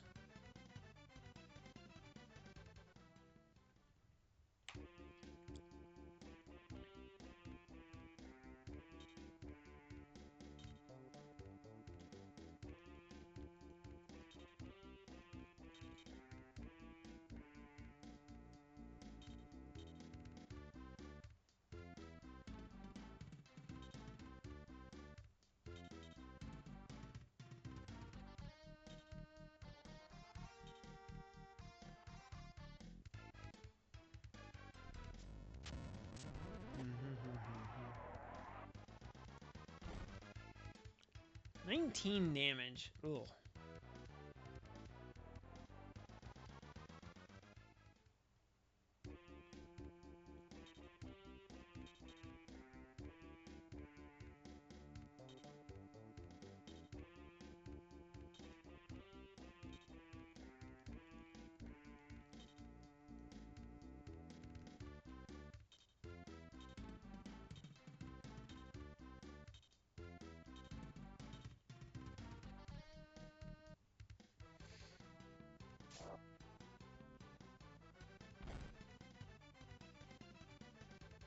Very good.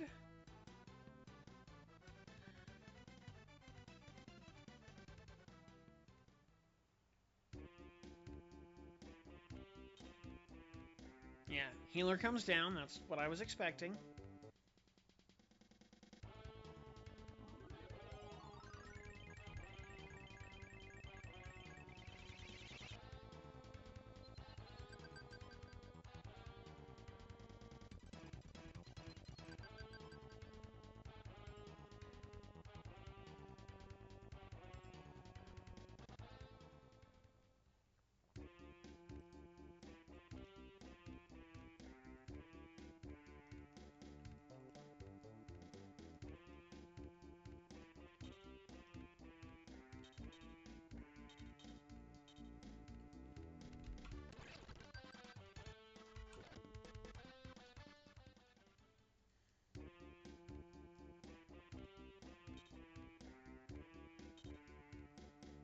And yeah, Royce does not have enough HP to survive tangoing with the boss, so she's just not going to.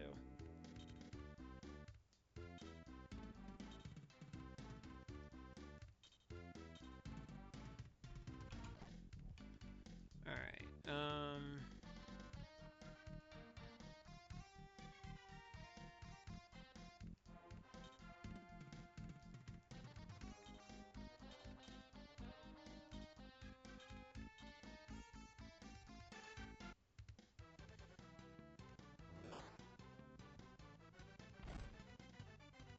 nice. Okay. One gun down.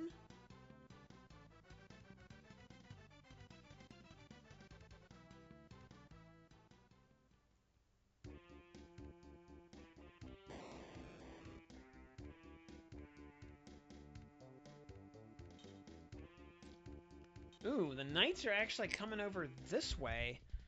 Alright, that's suboptimal.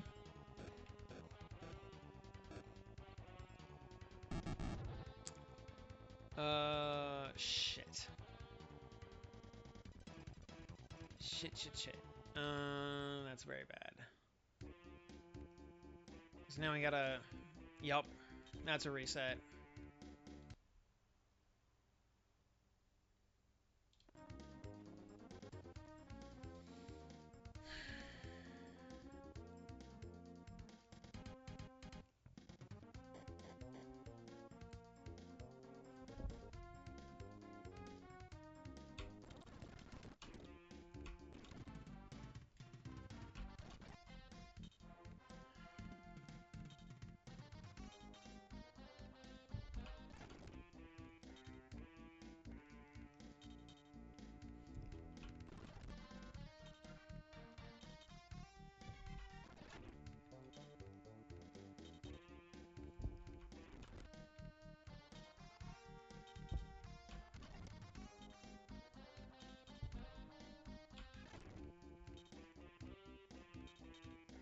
Hooray for fast forward.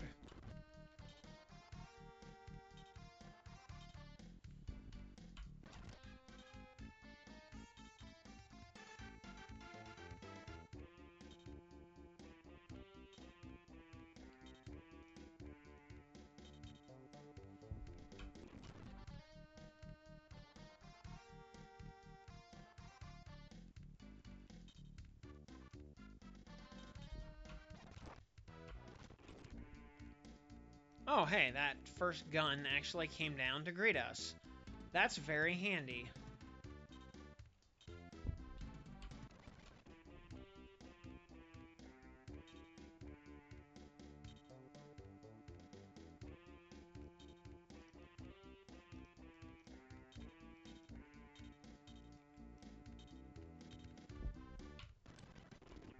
Really?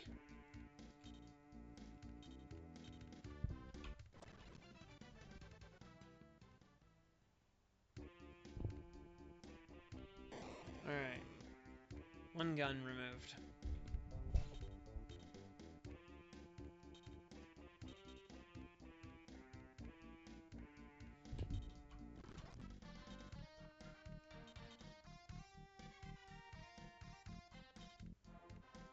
That gun going that way, very good.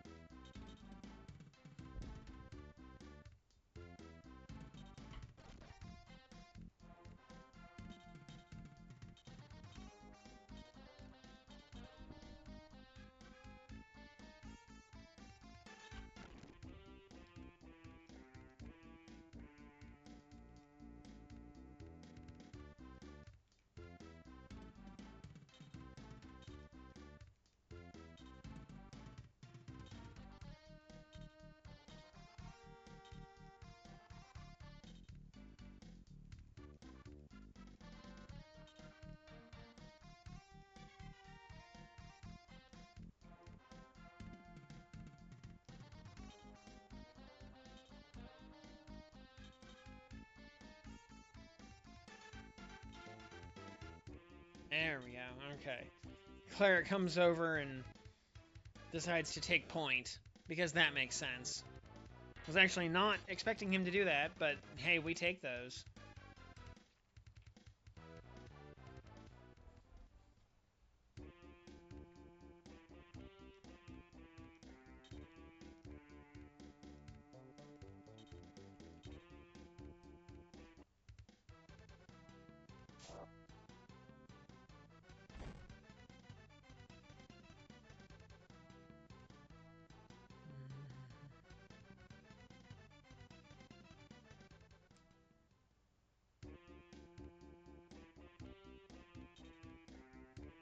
Okay. This time he'll survive it. Just barely. I presume. Perhaps incorrectly. 52, same as before. Okay. That's fine. And it pulled the boss in. That's all we needed.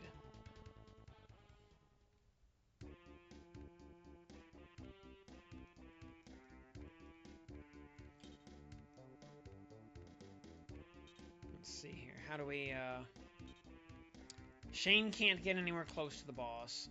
He'll get obliterated.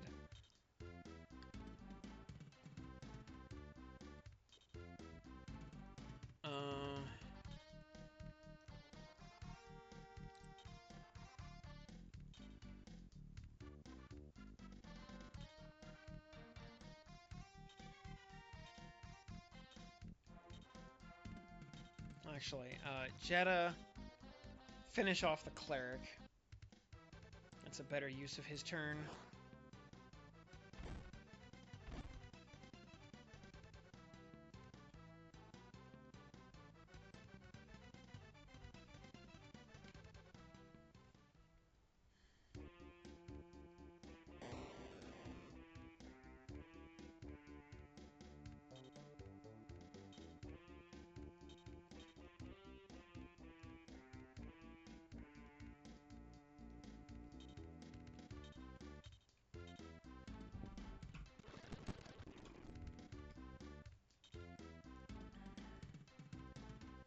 Shane can be here to do damage, but he can't go anywhere close to the boss.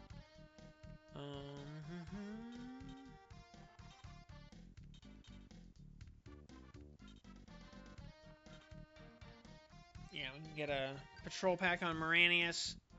Full heal. Perfect. Alright, he's safely out of the danger zone.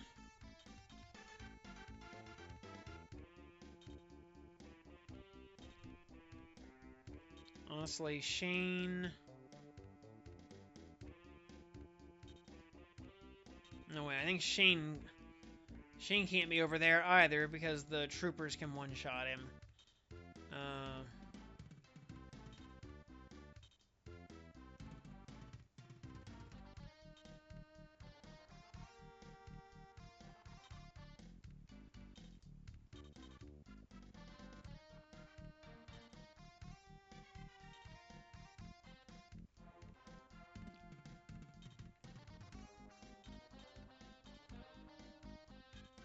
Brian should be the boss's target. He's right there in range. Alright,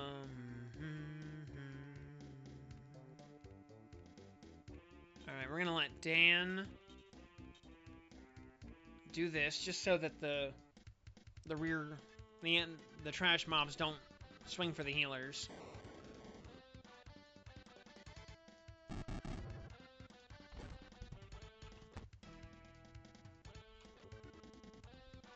Alright, boss should go next. Should use Aura Blade on Brian.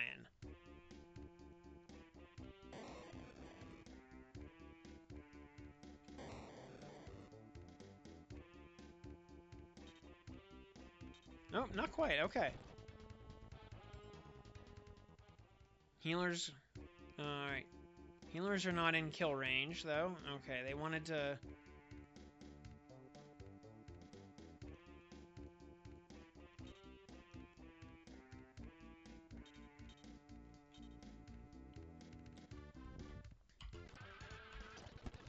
Alright, 38. Okay, they want to keep going for Brian.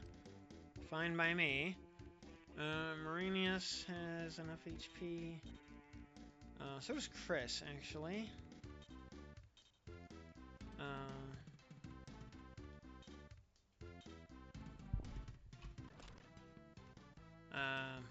Blocked. Rip. That's okay.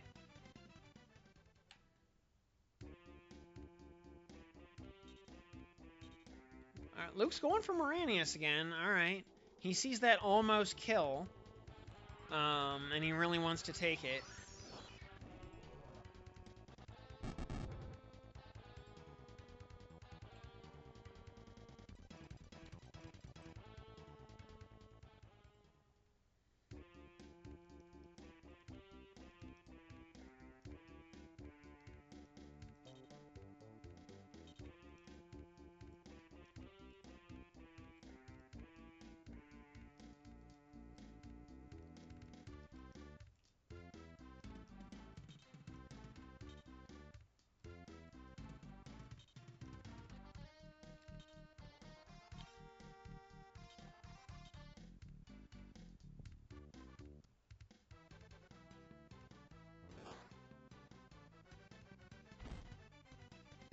One damage, really.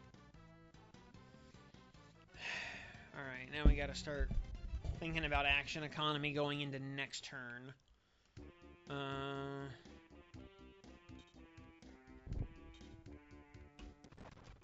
Dan's fine.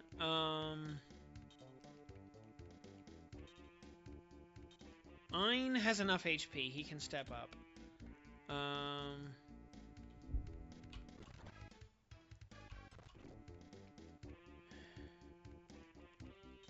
Alright, Arya. Yeah, let's just drop the remake 3 here. Yeah. Ein takes a hit, nothing happens. Or at least...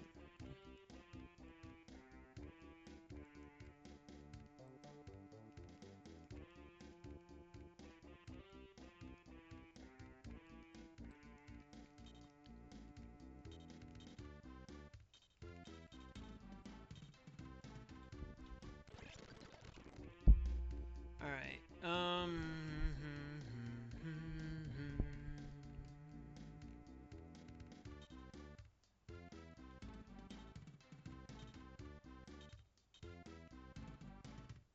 he knew 9 damage.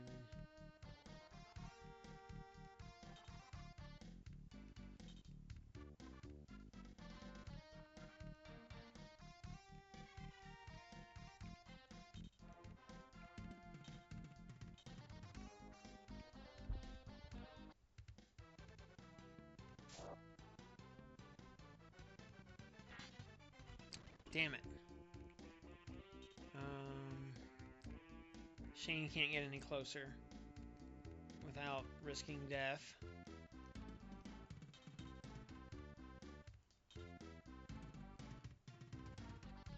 Neither can Royce, actually.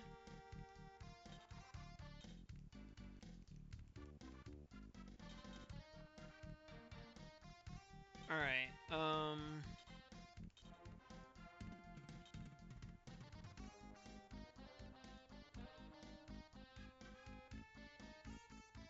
it should do like 29 damage.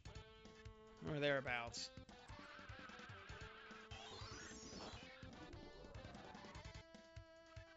$27. That's fine.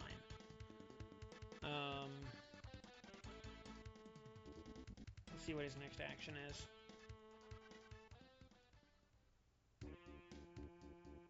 Does it go for Moranius again? Oh. Okay. Great. It wants to prioritize the knights taking, or the troopers taking their actions. This, if it hits, it kills, I think. Although it's got to actually hit. He could dodge. Based. Okay, got him. Whew, 69. Nice.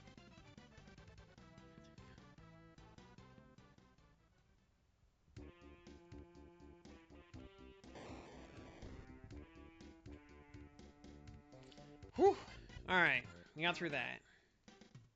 Mission accomplished. Got some money we'll never spend. 90 XP. HPMP, good level for Brian. Good level for Ein. Good level for Royce. RB doesn't matter. Attack. Decent level for Chris. Jenny, unfortunately, is sidelined. Eris. Sure, we take those. More defense on the healers.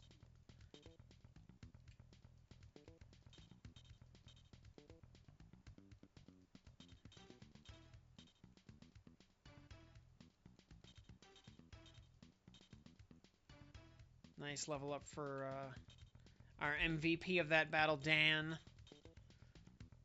who held off all the trash mobs by himself.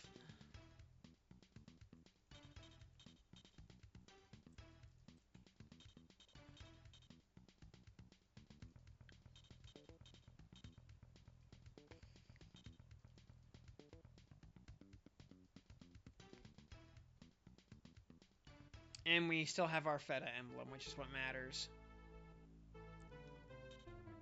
Father, why did you remain loyal to Cobalt even after the Empire declared him an outlaw? Royce, why did you remain loyal to the rebels and stand against your own father?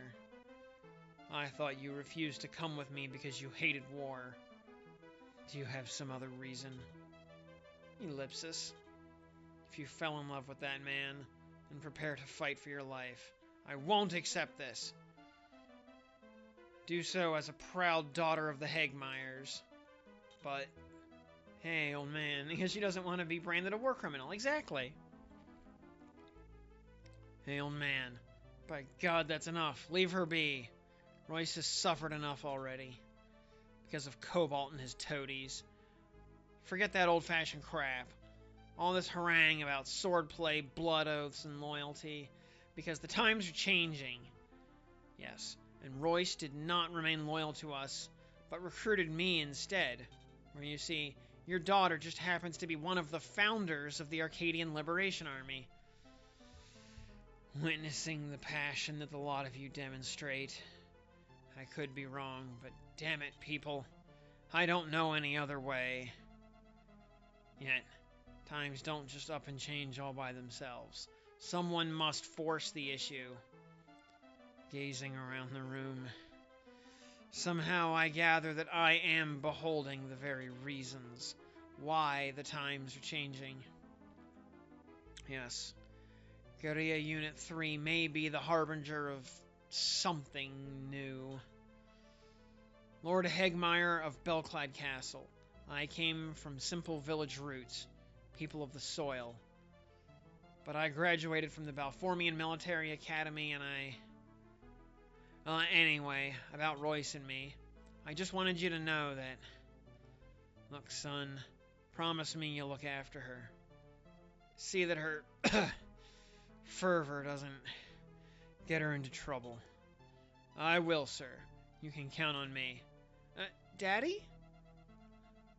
He's a lot like you were once.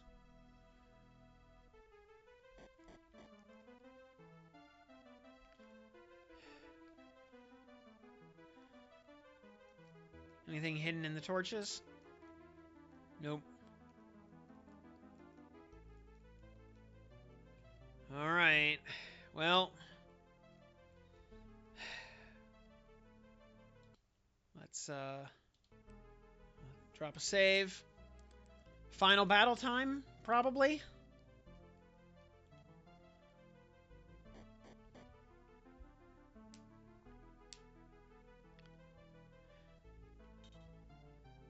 You partisans took your sweet time getting here. What's the matter? Wouldn't my heroic commodores cooperate with you? Even with your kiddies in tow? Call us rebels, Cobalt. Everyone else around here does. Coming from you, that would truly be a compliment. Furthermore, we have nothing to discuss. We came to serve your death warrant and carry out your execution. Here we'll work fine. Don't be in such a rush. Listen to my proposal first. I never expected you to be the type who would beg for his life. That comment almost evokes humor. Don't you want to know why I invited you here? Let me guess. You were hoping I would give you this sword. That would certainly make matters easier on all of us if you just handed it over. I will test its power on this peninsula and grant you humble Scudelians a final judgment. I hail from the mainland originally, but sorry, I can't do that. Why not? I, General Cobalt of Scudelia, do not enjoy having people tell me no. What do you want in return? How about your head severed from your body? Yeah, an abomination like you doesn't have the right to make a final judgment on my prick. And I couldn't have said it better, Ein. Cobalt, you egotistical psychopath. You aren't fit to breathe the same air as the lowest dirt-poor Arcadian farmhand. Common swine such as you could never grasp my noble purpose. So, come. I will fight you for the right to possess the Executor.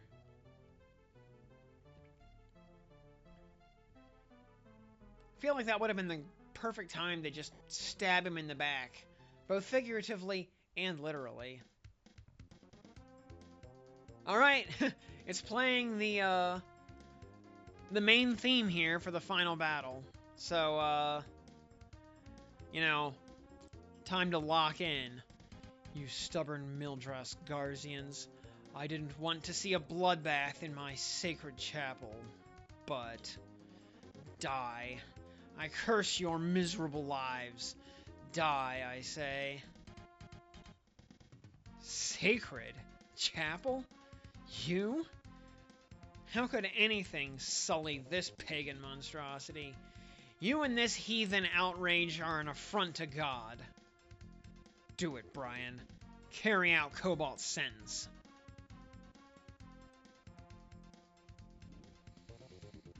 Alright.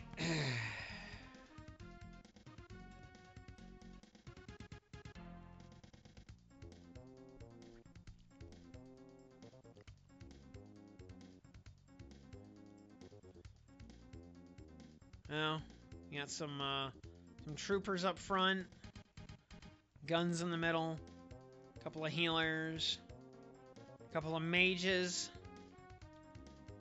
and the big man himself in the back. Well, hey, look at that. The enemy's finally figured out how to set up a formation. Tanks in front, squishies in the back. Good God. Alright, Cobalt is going to be a problem. 80 attack is a lot. 84 defense is a lot. 96 HP is a lot. We are going to have to do this very carefully. We're going to take our time. So, let me just drop another quick save state here at the beginning of the battle, just so we don't have to replay the cutscenes when we inevitably have to reset. That being said, I don't think we should need to worry about our, taking some casualties. We should be able to just try to win.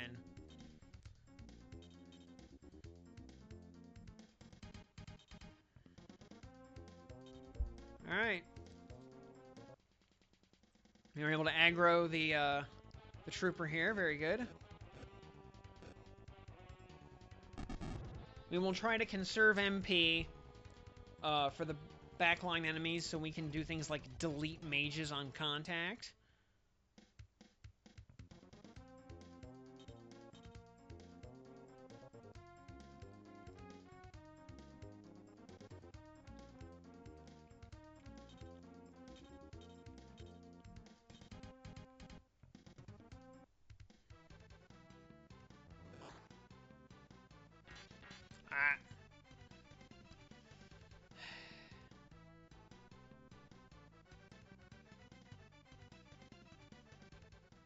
That's fine. Let's get the bad die rolls out of the way on the trash mobs.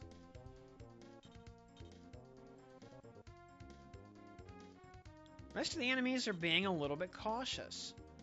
That's probably a good thing. Yeah, let's single these guys out.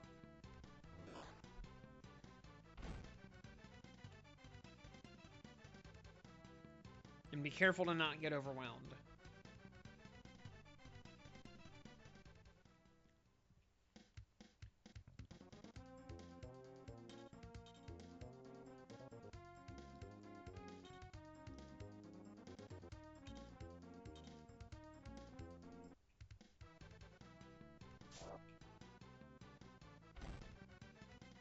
Alright.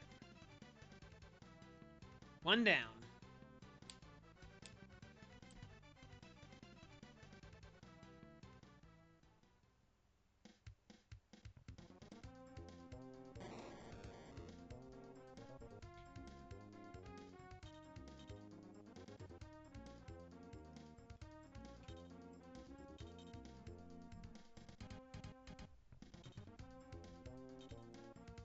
Alright, the gun's moving up.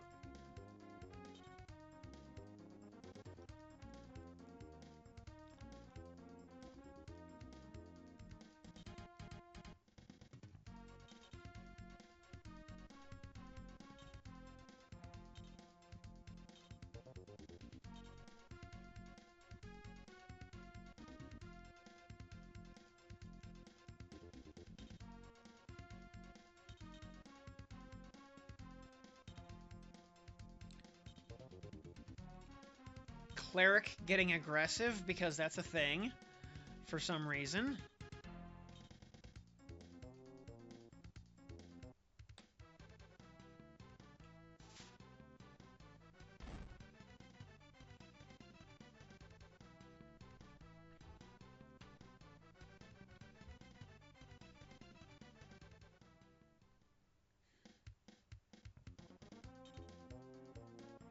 Other cleric moving in.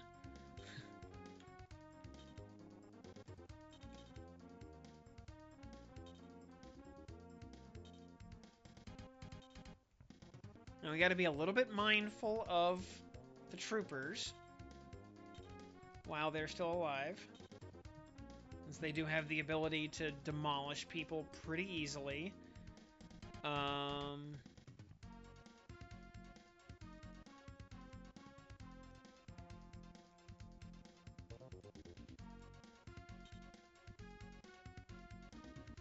Dan, being slightly low on health, should be target number 1.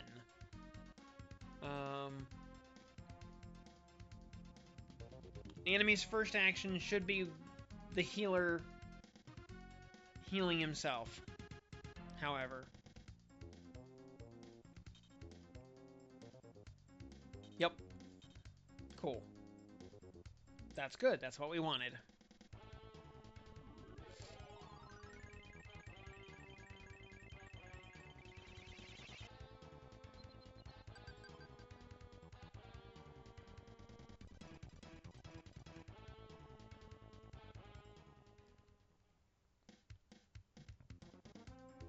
And this guy moving in. Yep, and going for Dan. Alright, this is exactly what we want to see.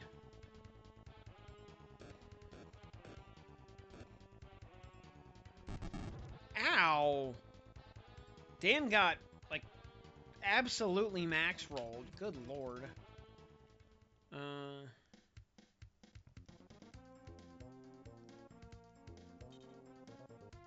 I mean, there's no land effect on any of this ground, so that's part of the problem. I'm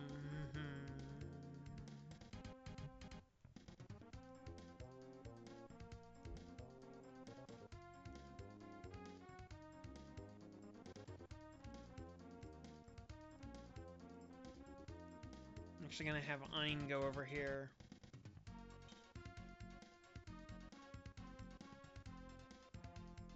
And snipe this other healer before he has a chance to get in my way. 69. Nice.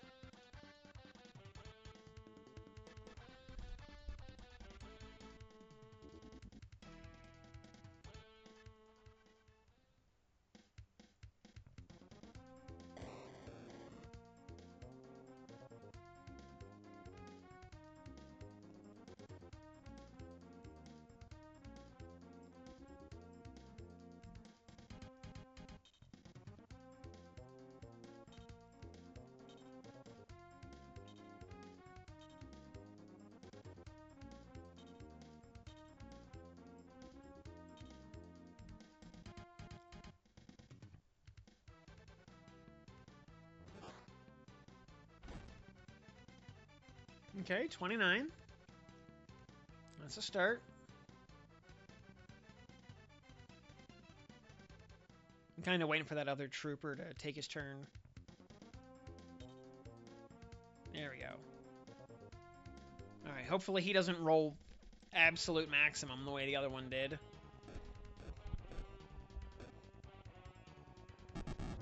Of course he did. Alright, so now we gotta actually heal Dan. That's fine.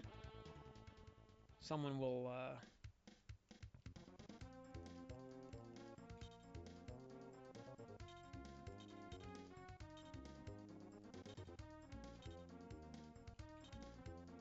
Yeah, Royce, go ahead and use that patrol pack. Nice.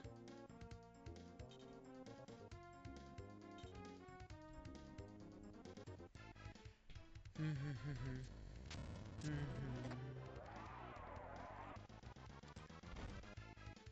12 damage, not a big deal.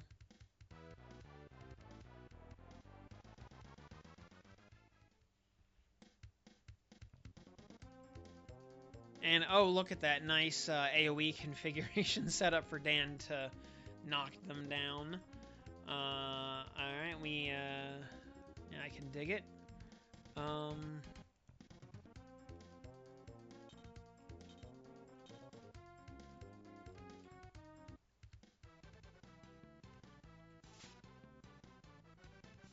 Oh. Son of a diddly.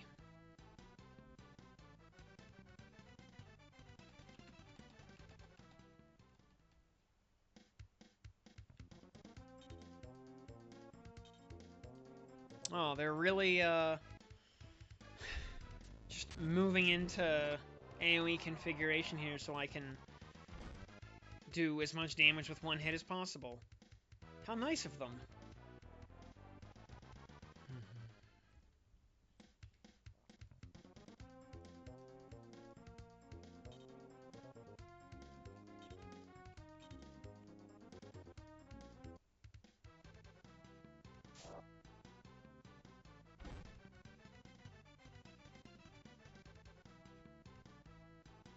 Hopefully the other gun moves down to complete the T formation. Not quite. Oh well.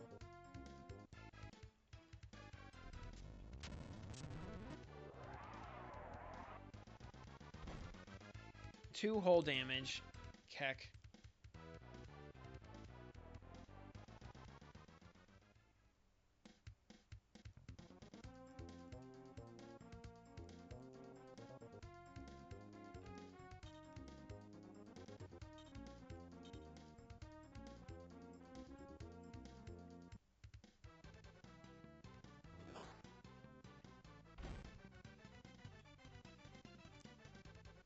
Nice.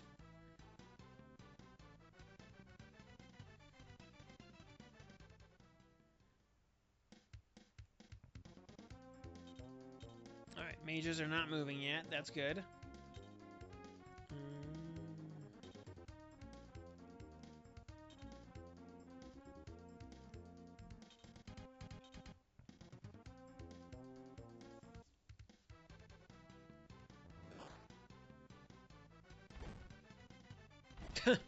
74 damage. That is a dead cleric right there.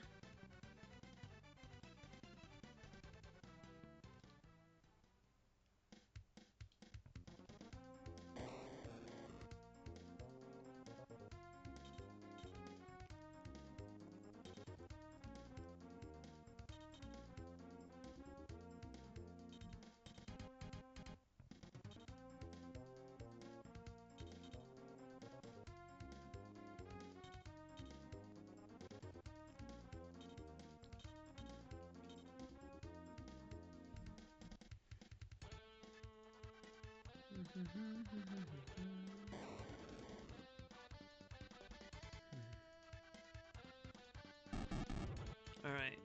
Trooper down. Yep. Alright.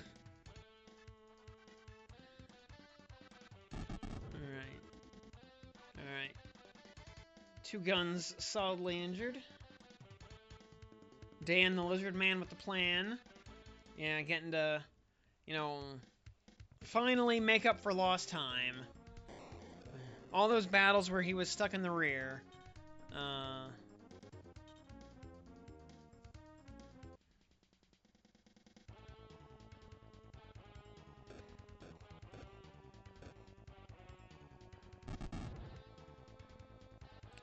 34 HP left on Brian. That's fine.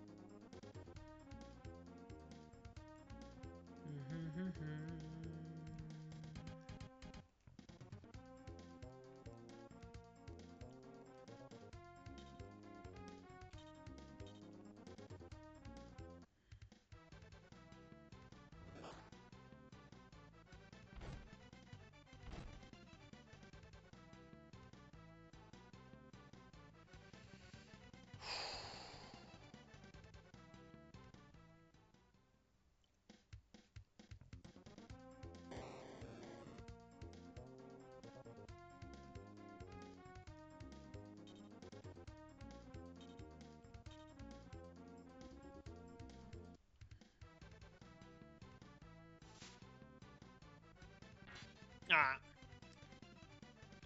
Dang it. Game, you're only delaying the inevitable.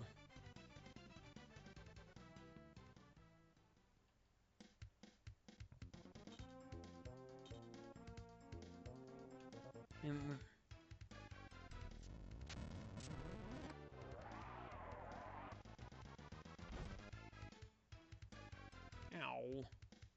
Yeah, we're gonna have to be mindful of that.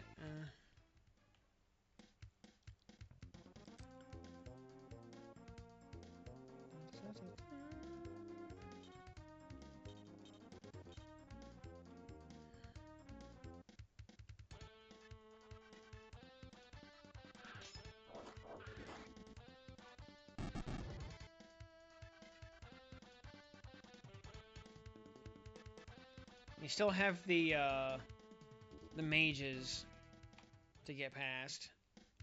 And then the boss himself, of course. So we are not out of the woods yet.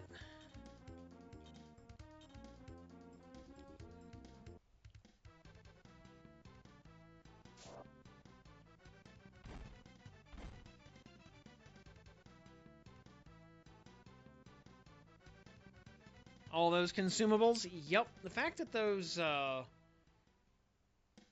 patrol packs are full of heals is huge. And they have a lot of range. It's like 3 or 4 squares worth of range on them.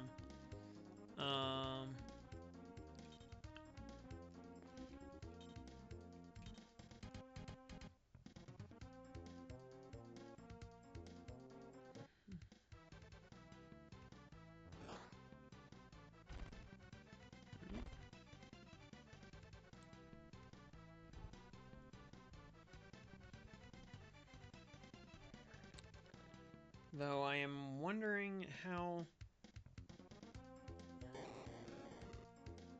beat up the whole unit. Alright. First mage coming down to hit Moranius. Okay, this will do like no damage.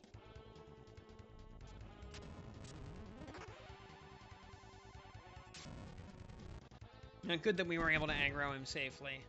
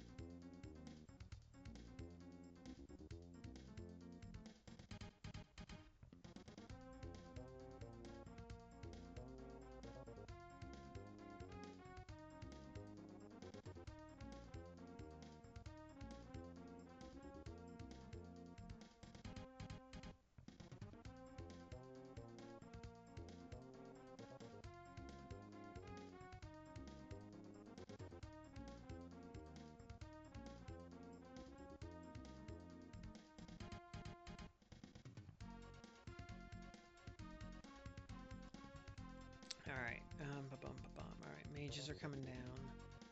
We'll, alright, Royce, finish off the gun plays.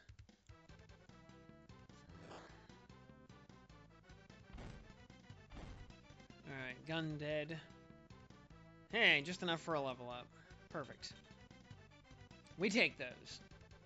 Real question is, how hard is the boss gonna hit?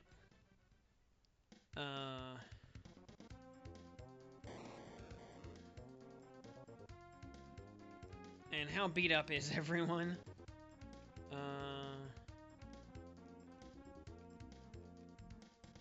Moranius is, took a hit, but nothing to worry about.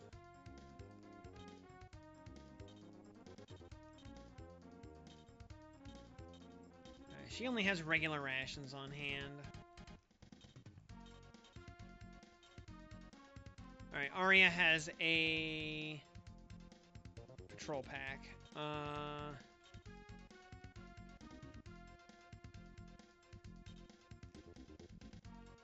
Let's go ahead and pop that onto Brian. A completely different game, or is it? Oh, hey. Hey, Claustro. Actually, this game is Feda, the Emblem of Justice. Now, it is a completely different game, actually, on Super Nintendo. But if, this is the main character, Brian. If he looks an awful lot like Max from Shining Force, is, like, on his way to get drafted to Vietnam, it's because it's the same character designer.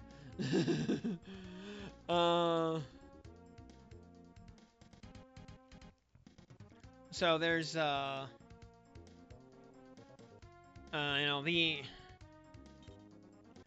if we look at some of these other characters, they're very much in his art style. So this is, totally not Shining Force, basically.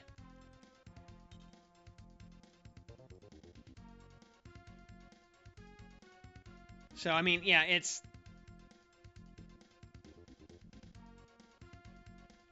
one of the main creators of Shining Force going off and, like, doing a solo project, basically making Shining Force with blackjack and hookers.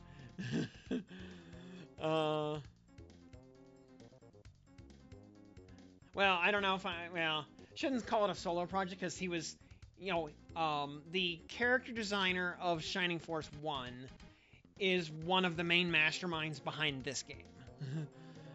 So, oh yeah, it's a real game. It was only ever released in Japan. So, so this is a fan translation. But yeah, this is a real game. It came out in, what, 94, I think? 94, 95, something like that? In Japan?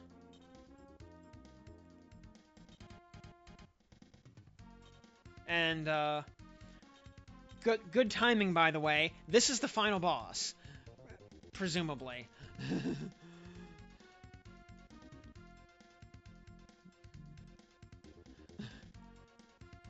Interestingly, by the way, kind of the crux of this game has actually been fighting a war ethically and deliberately trying to minimize casualties. So, like, just rush the boss whenever possible instead of killing everybody, or, complete the objective while minimizing casualties, that sort of thing. So the goal is to not commit war crimes. Unless you want to play the evil route, in which case, commit all of the war crimes.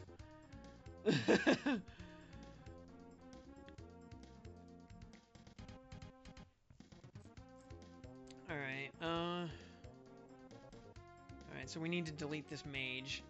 How much MP are we willing to invest in this mage? Honestly, I don't want to spend a lot of MP if I can avoid it. Yeah, so being on, based, yeah, actually having your alignment meter maxed out requires minimizing enemy casualties as well as your own casualties. Like, there's no permadeath, but you will take an alignment hit for letting your units get killed. Or get captured.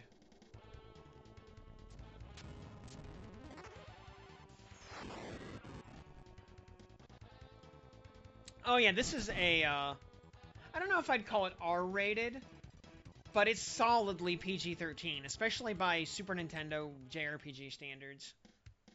It's a much, darker, edgier game than Shining Force. You know, fairy tale fantasy, this is not. This is, you know, all about war crimes. In fact, you know, the game opens with the protagonist as a soldier in the evil empire's army, you know, on a mission to go genocide a town, and he decides that he's had enough of the war crimes, and he turns tail and deserts.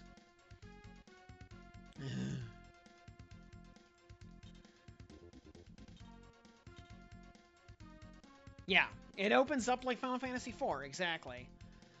Except in this case, instead of being stripped of his position, he gets thrown in the brig and sentenced to hang.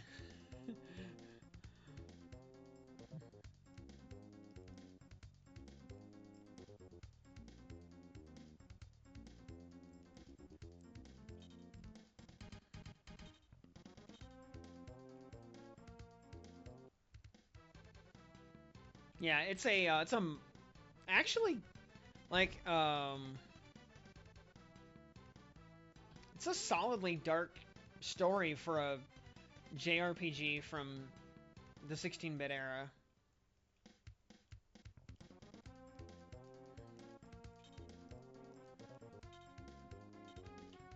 And yeah, there's a fair bit of innuendo between a couple of the characters. You have 3 mirror shards? Damn.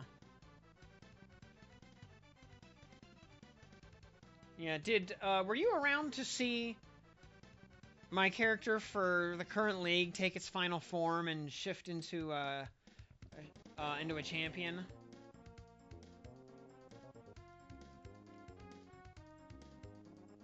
One from a Harbinger drop, nice.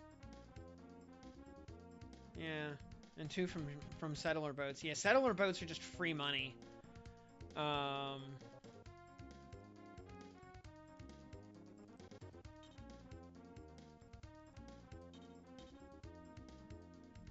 Which is the best kind of money, of course.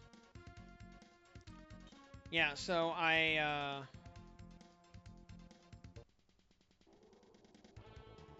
you could have upgraded that shard into a whole mirror, yeah, rip.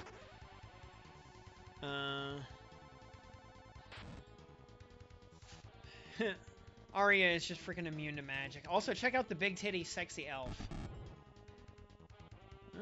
Let's see, Dan took a hit there. Yeah, also the sprite work in this game is just fabulous. And the spell animations are, like, really cooking.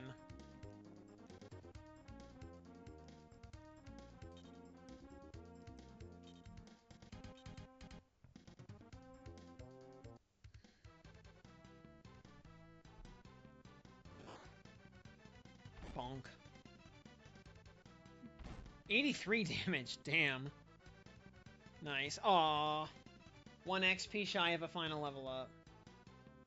Yeah.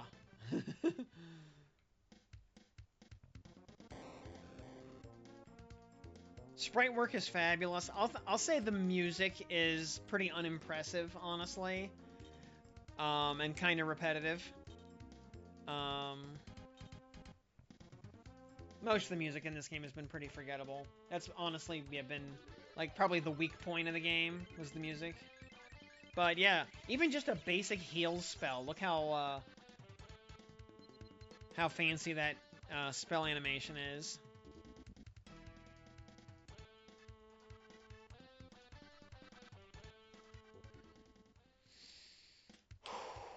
Okay.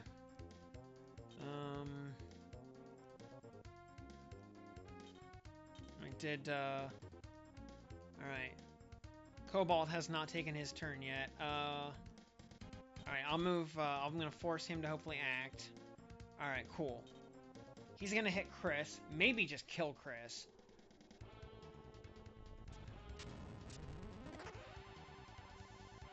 Also, you get these nice incantations from enemies casting spells, which I think is really cool. Airbolt. Oh, that's it? He can't...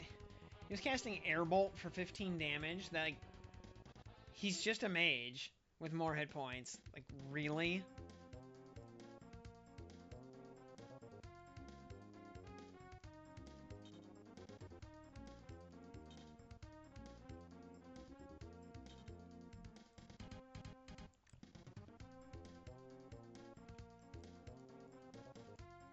Yeah, since this is a game about war crimes, I've been curious if,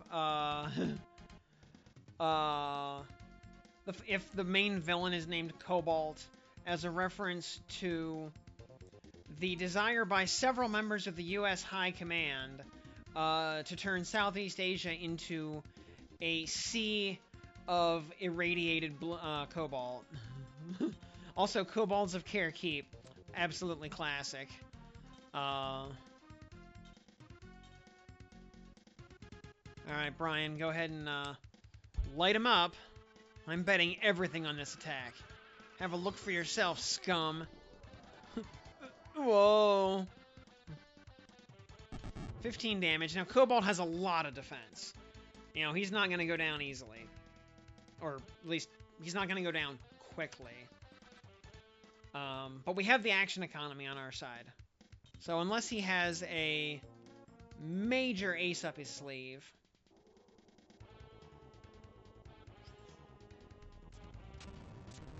One in the Holy Cup.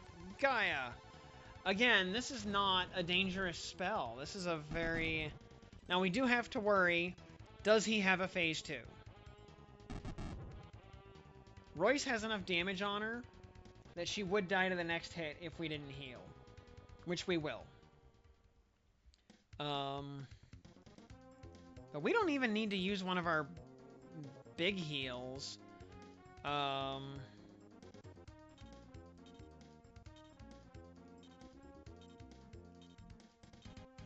We'll just use Remake 2. That'll be enough to... Like, just in case there's something.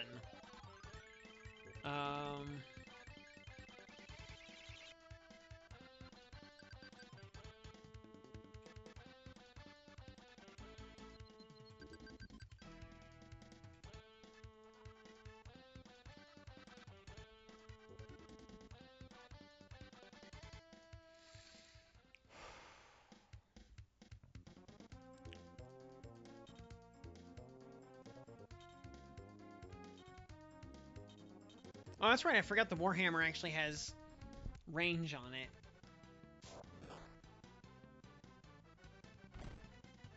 Oh, 5 damage. Though, I guess Cobalt has infinite MP. Or his spells at least don't cost MP, however it is calculated. But, yeah, he's still at max MP, even after casting 2 spells.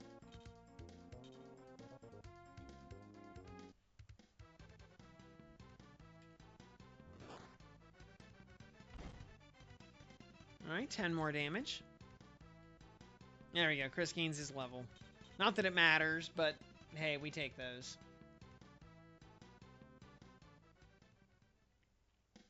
Also, interesting thing, by the way.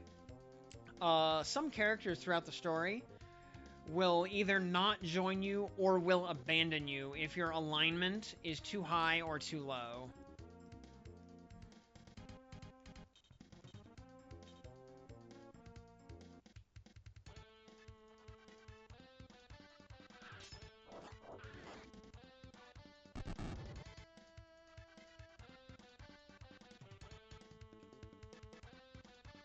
But our alignment is currently maxed out.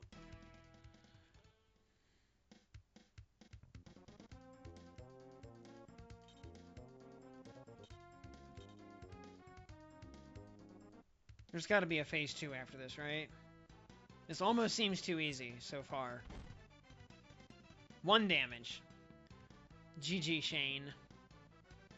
Also, you'll notice most of the characters have very normal names, like Shane, Chris, Brian.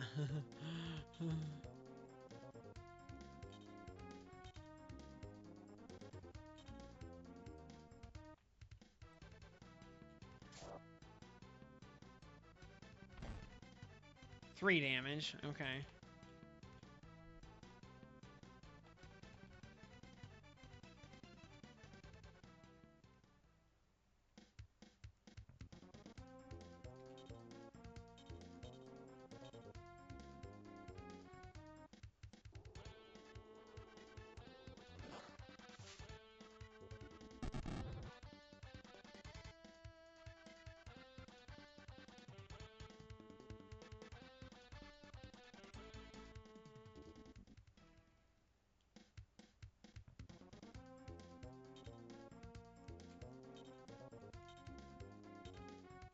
I don't think Bolt Breath is really going to do anything. In fact, it may actually just do 0. He may be immune to magic. 1 damage.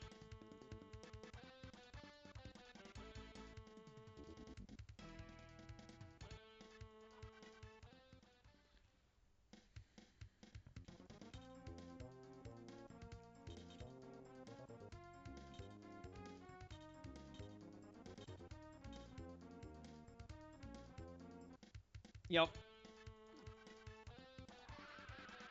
Yeah, mages, including healers, are, yeah, like, pretty much magic immunity. Immune to magic, yeah,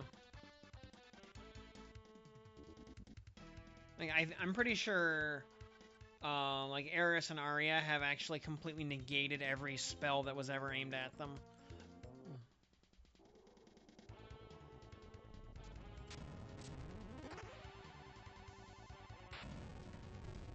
Kill shot with Brian? Yes. Yes, I will, actually.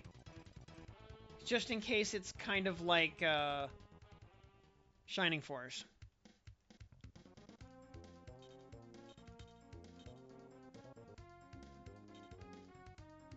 We need to get him a little lower, though. Here, we'll actually, here. Ein, step aside.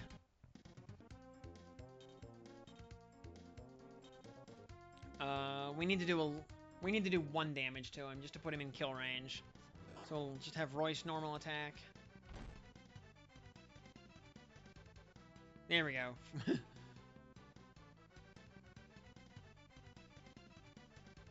Yep, which he is. Yep, it'll do 15 damage. In fact, a couple of these characters that can do 1 damage, we will just let that happen.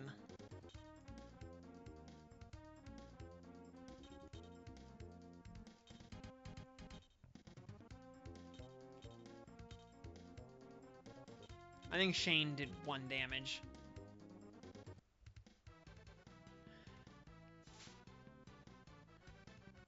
Oh. I'm gonna hold off on the heals, just in case there's a phase 2. I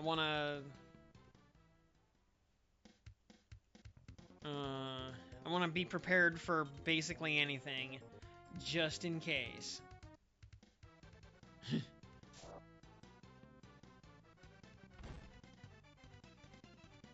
6 damage. Okay, he is soundly in kill range now.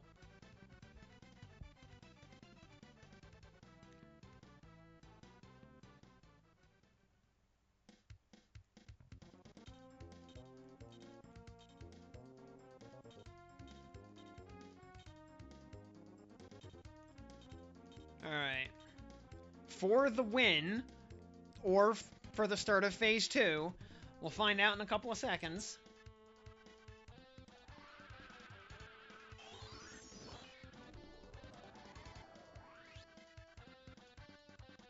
Wave Impulse. Bonk.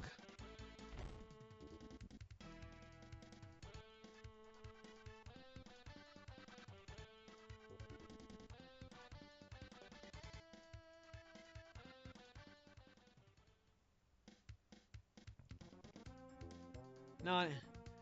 The world will be the same, catastrophic, without me.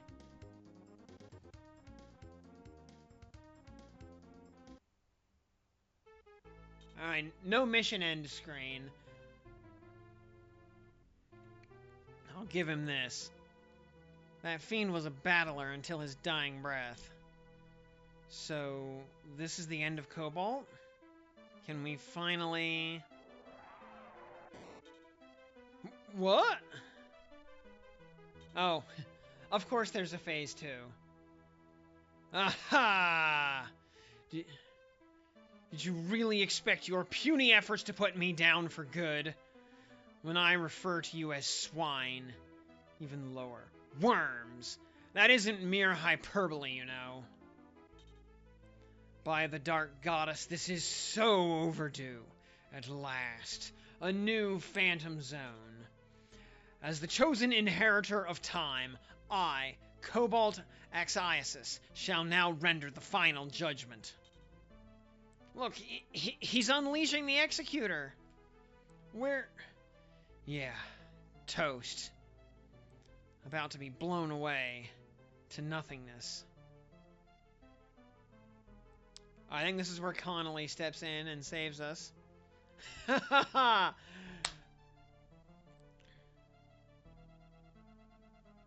Brian, now! Grab that sword away from Cobalt and execute him. Once and for all.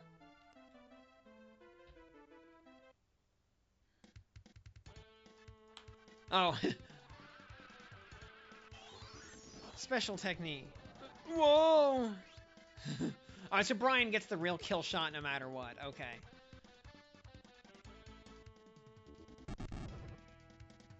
$50 damage.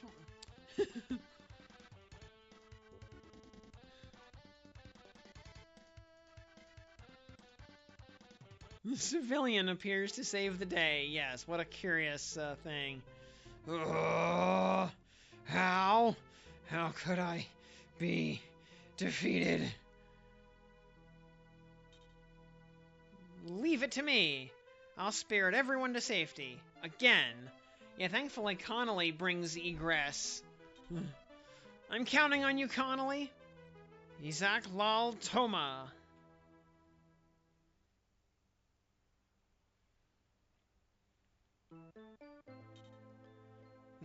Vanished. As if nothing ever existed along this beachfront. Say, Connolly, you must have been the chosen inheritor of time. I was? If so, I never realized it before. What do you think, Supreme Commander Kome?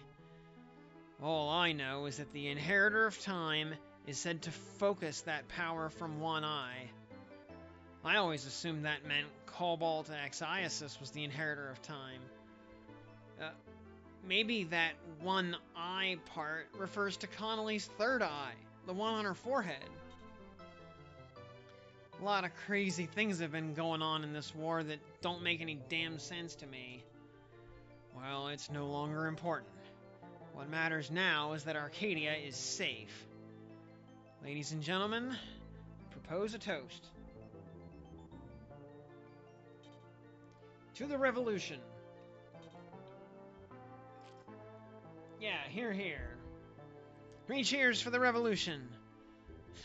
The revolution is finally over, huh?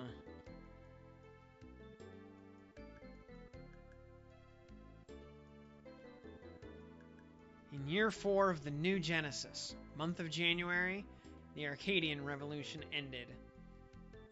Which, I guess it is maybe possible to have finished the game on, like, in December still. I wonder if that actually changes anything.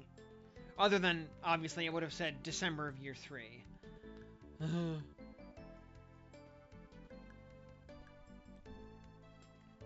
Now, this Genesis is new, but is it a neon Genesis? There's a giant void in the middle of the land. Yeah, well, that... you know what? That giant void is, it just means we converted a section of this city into beachfront property. So, you know, everyone's property values just went up. Or went really far down if they were in the blast radius. They have a dray of the drope.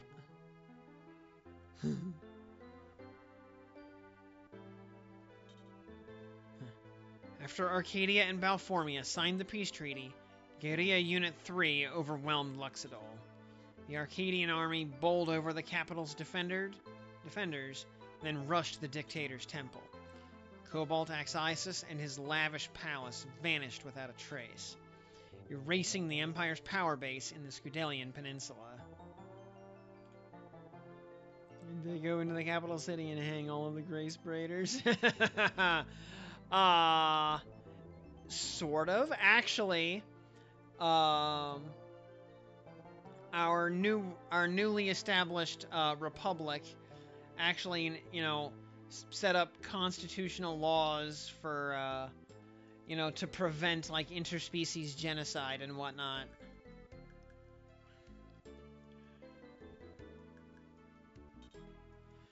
However, Balformia's peace concessions rang hollow in the Republic of Arcadia, for autonomy fell short of the total freedom that Brian and his unit fought to achieve.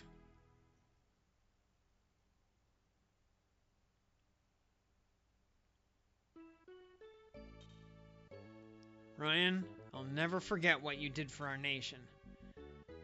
You should, because I didn't accomplish anything another well-trained fighter couldn't do.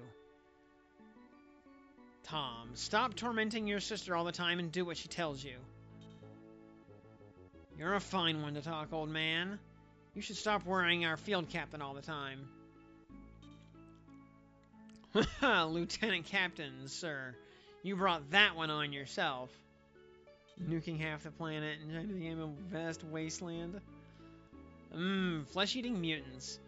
Shut up, Dora. Damn it, you can't talk to me that way. Wanna bet? Besides, aren't we about to start all over again? As nothing? Oh, are the three of you really leaving us this time, Brian? Why do I get the feeling you're off to find another battle? Ellipsis. Sorry. I have no right to intrude upon your personal business. Just promise me that all of you will keep safe, okay? Well, Royce, do something. Can't you tell they're about to leave us? See? Plus, I'm turning all of China into flesh-eating mutants saved the pangolin population. Nice. Oh, and hey, you know what? If nobody is making pangolin soup, then, you know, that probably makes the world a safer place, despite the, you know, onset of nuclear winter and whatnot. Hey, everyone. Sigh. Sure thing, Brian. Until next time. Yeah, after all this forced conscription, yeah. Yeah, Brian, Ein, and Dora can finally go take a vacation. Hey, I'll miss you, Ein. Be careful out there. I'll miss you too, Tom. So long. Well, hell. Damn it, Royce. They're really gone. Someone's got mighty big boots to fill. So first we need to step up our training and hasten the deployment schedule because our units fighting on the mainland are in dire need of reinforcement. Then we need to... excuse me, Commander Kome. Sorry to interrupt you, but... yes, Royce? Did I overlook something? I need your advice. What's on your mind? Sorry, sir, but I'll be leaving the Arcadian army too. See you later, Commander-in-Chief. Alright, hey, our love interest is at least following us. Yes. Brian absolutely gets a, you know, a cute, short-haired, athletic tomboy GF. The Empire launched a military incursion into Arcadia further. The Liberation Army mobilized its reserves and drove the invaders back to the mainland. Without explanation, Royce Hegmeyer resigned from the Arcadian Liberation Army. Rumors persist that Royce is fighting with a rebel unit being commanded by a one-armed man, on the Balformian mainland. What I seek is not a nation, nor is it rest in peace, but freedom in the name of justice.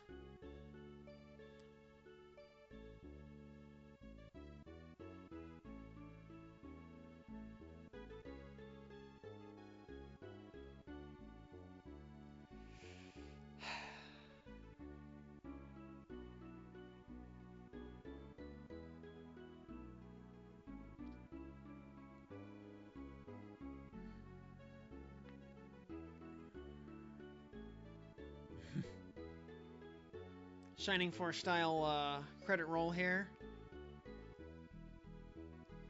Kenji Orimo. Director Yoshitaka Tamaki, also the character designer. And yeah, the character designer of Shining Force 1. Supervisor Kan Naito. And yeah, reminder by the way that Yoshitaka Tamaki died in summer of last year.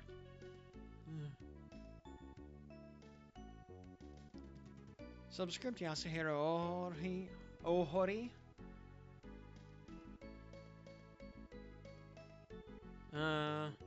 Apparently I made the game way harder.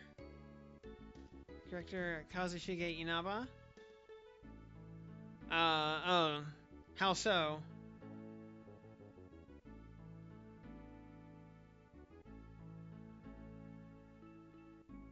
Phantasy Star 4 replay through? Sayoshi Yamamoto, Hidehiko Enomoto.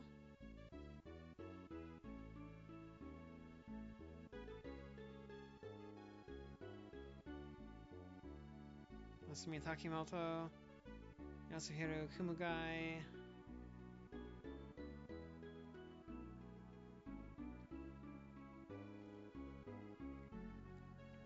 Monster design. The L unit that left early had a spell to grant a shield that blocks one special up to 5 units per cast. Damn. Yep, we got, yep. Birdmen, Beastmen, Lizardmen, Dragonmen.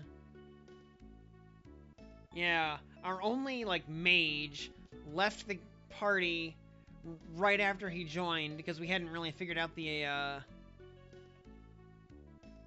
alignment system yet. And yeah, Bugmen? Oh, yeah. Hot, you know, there was a hot big titty dark elf walking around in a loincloth. Could have blocked Quadra Slice and Luke Special with ease. Damn. Oh yeah, there was a whole group of, like, bug ninjas and bug samurai.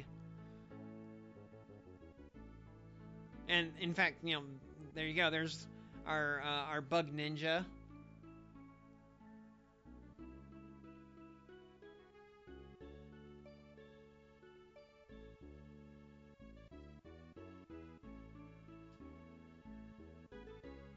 Wall-to-wall Funko Pops.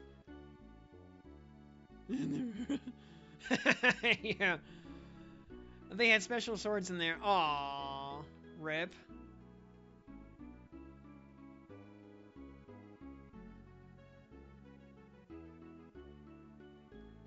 Hey, Yamanaka, Ritsuko, Hisasue. Sword of Promise War Crimes was one of them. Okay, well, we didn't use the Sword of War Crimes, so, she, Omonita, Naoya Nakamura.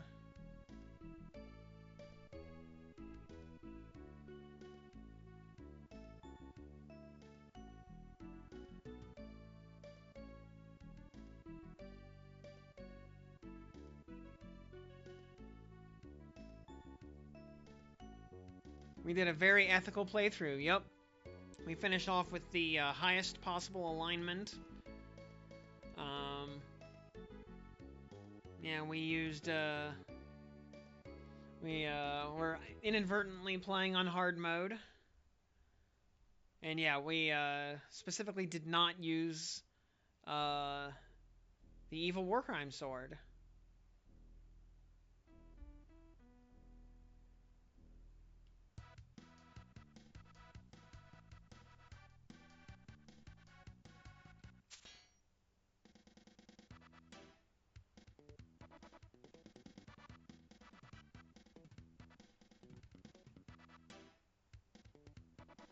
I'll just go back in and reload here real quick. Like 32 and 36 attack plus a chance to set enemy HP to 1. Wow. uh, we'll just go into camp here real quick and check the in.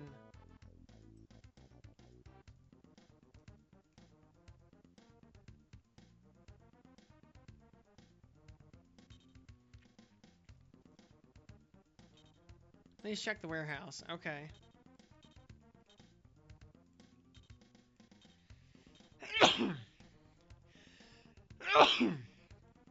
Oh yeah, we got a Doom Blade. There's the actual executor. Assault Zac. Okay, that's another item we never used. Food packs, patrol packs. Oh, we got a lot of free patrol packs as well. We never used a mind repair, which I assume is an MP restoration item. We never used... Yeah, Doom Blade, I guess, is Ein's sword. Kitty? Kitty's playing with my mic boom here. Hey, kitty.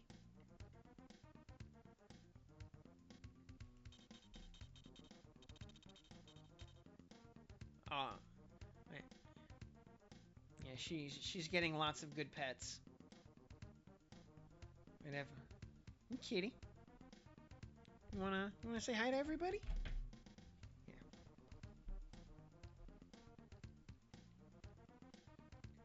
You wanna say hi? If I can pick her up for a sec here. Hey, kitty. Hi, baby. Yep. You wanna say hi?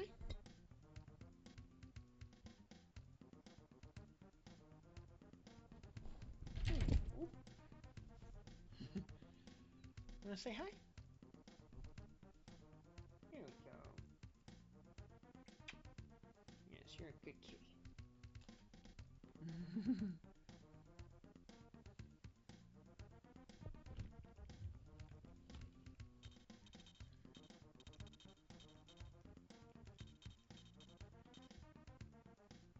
Yeah, so yeah, we can, I guess...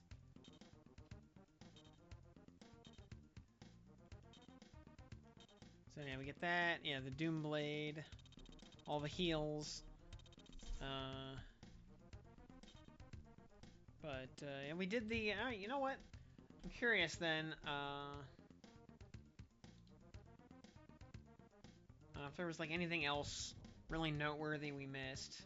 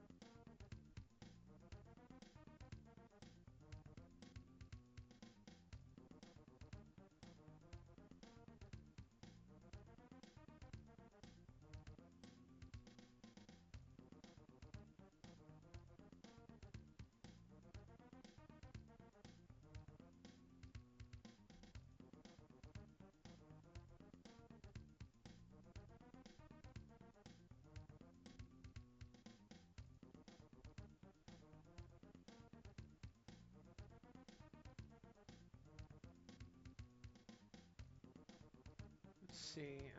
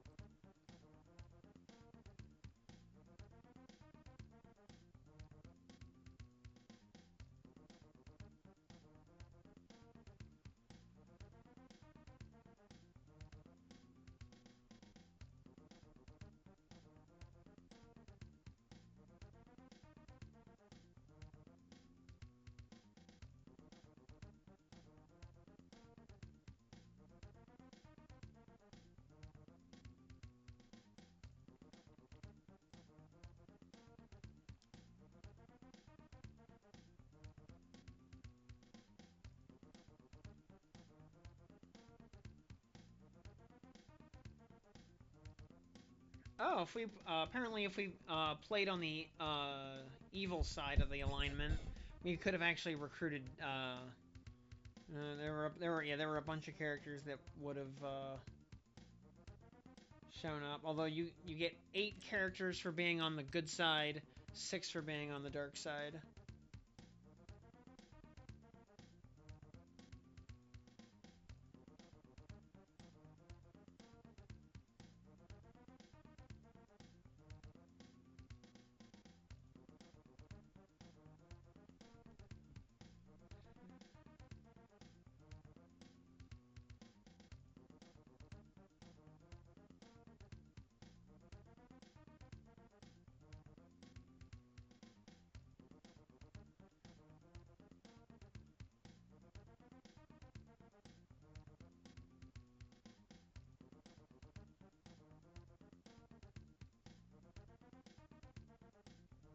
So,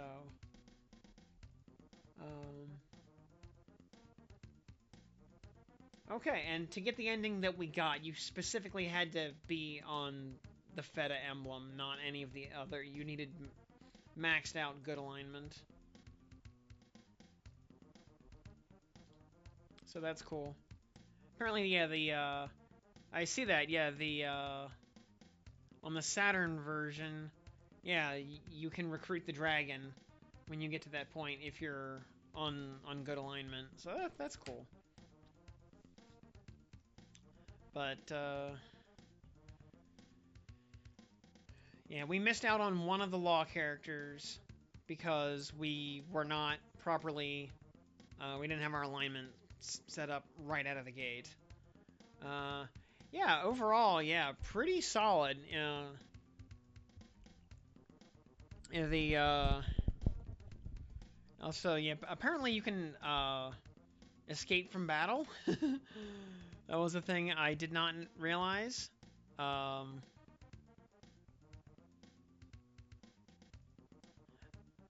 um, at least like some random battles you can run away from. So that might be a way to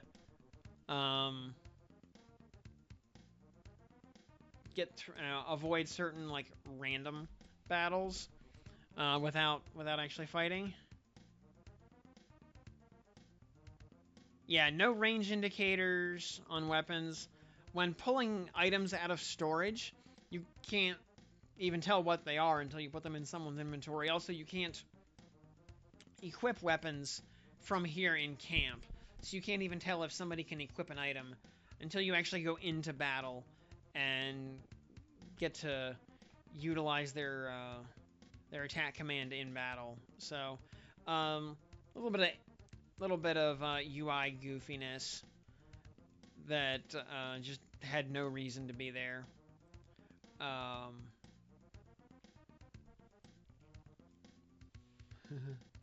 and yeah, being able to actually see your ethics meter go up and down from one battle to the next, rather than just when you move up or down a step, would have been nice because sometimes it takes like 2 or 3 or 4 battles to go up or down a step, and it would be nice to know if you're at least on the right track or not.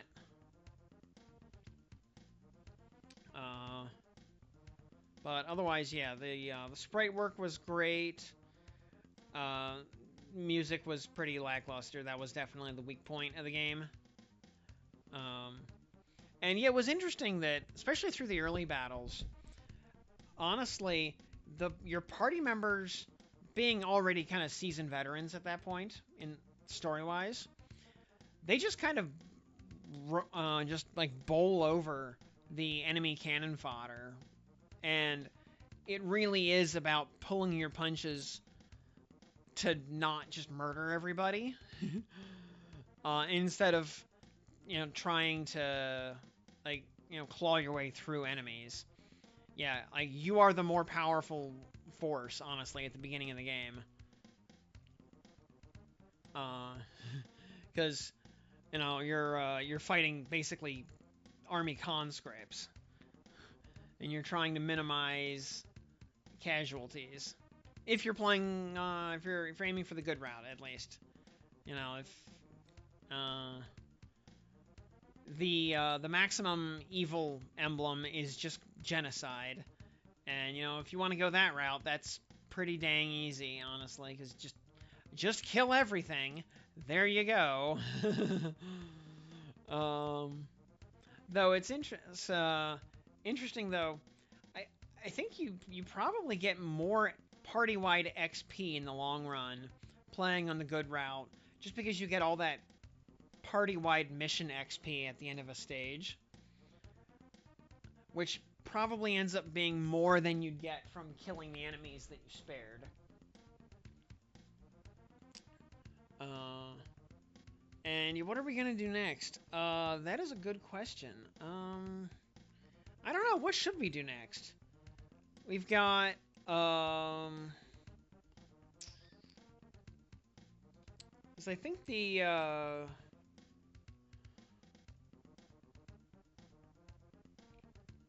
like the next PoE League doesn't start until like the end of the month. Though I do have a convention coming up in like 2 weeks. So there is that. So we will have a little break. I mean, like, we could just grind Grand Blue stuff for like the next 2 weeks. Maybe get Origin Fighter up to speed. Maybe get some gold bricks. Maybe get some blue weapons. That sort of thing. Get some of that long-standing to-do list stuff off my desk, as it were.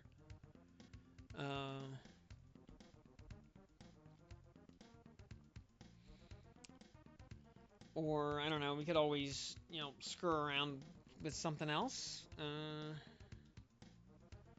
don't know. There's a lot of stuff we could do. You know, we'll, I guess, if anybody out in chat, or if anybody in VOD comments, for that matter, has any suggestions, now would be a great time to voice those. I actually don't necessarily have a major, like, pressing idea. It's just honestly grinding some Grand Blue, because I am, like, seriously falling behind in the grind. I really need to get my like Origin Fighter and stuff done. There's a lot of stuff I need to grind in this game that I just have had no time. Because, like, if I'm not on here, I'm probably not playing anything at all. Because I have no other hours in the day. Like, I think the last time I took a day off of work was probably April. Maybe May. Maybe early May, but I'm pretty sure it was April. Either way, the point stands. You know, like, we started an hour late tonight because I needed to work like in an extra, I don't know, 2 or 3 hours on top of the usual 8 or 9 I was gonna work anyway.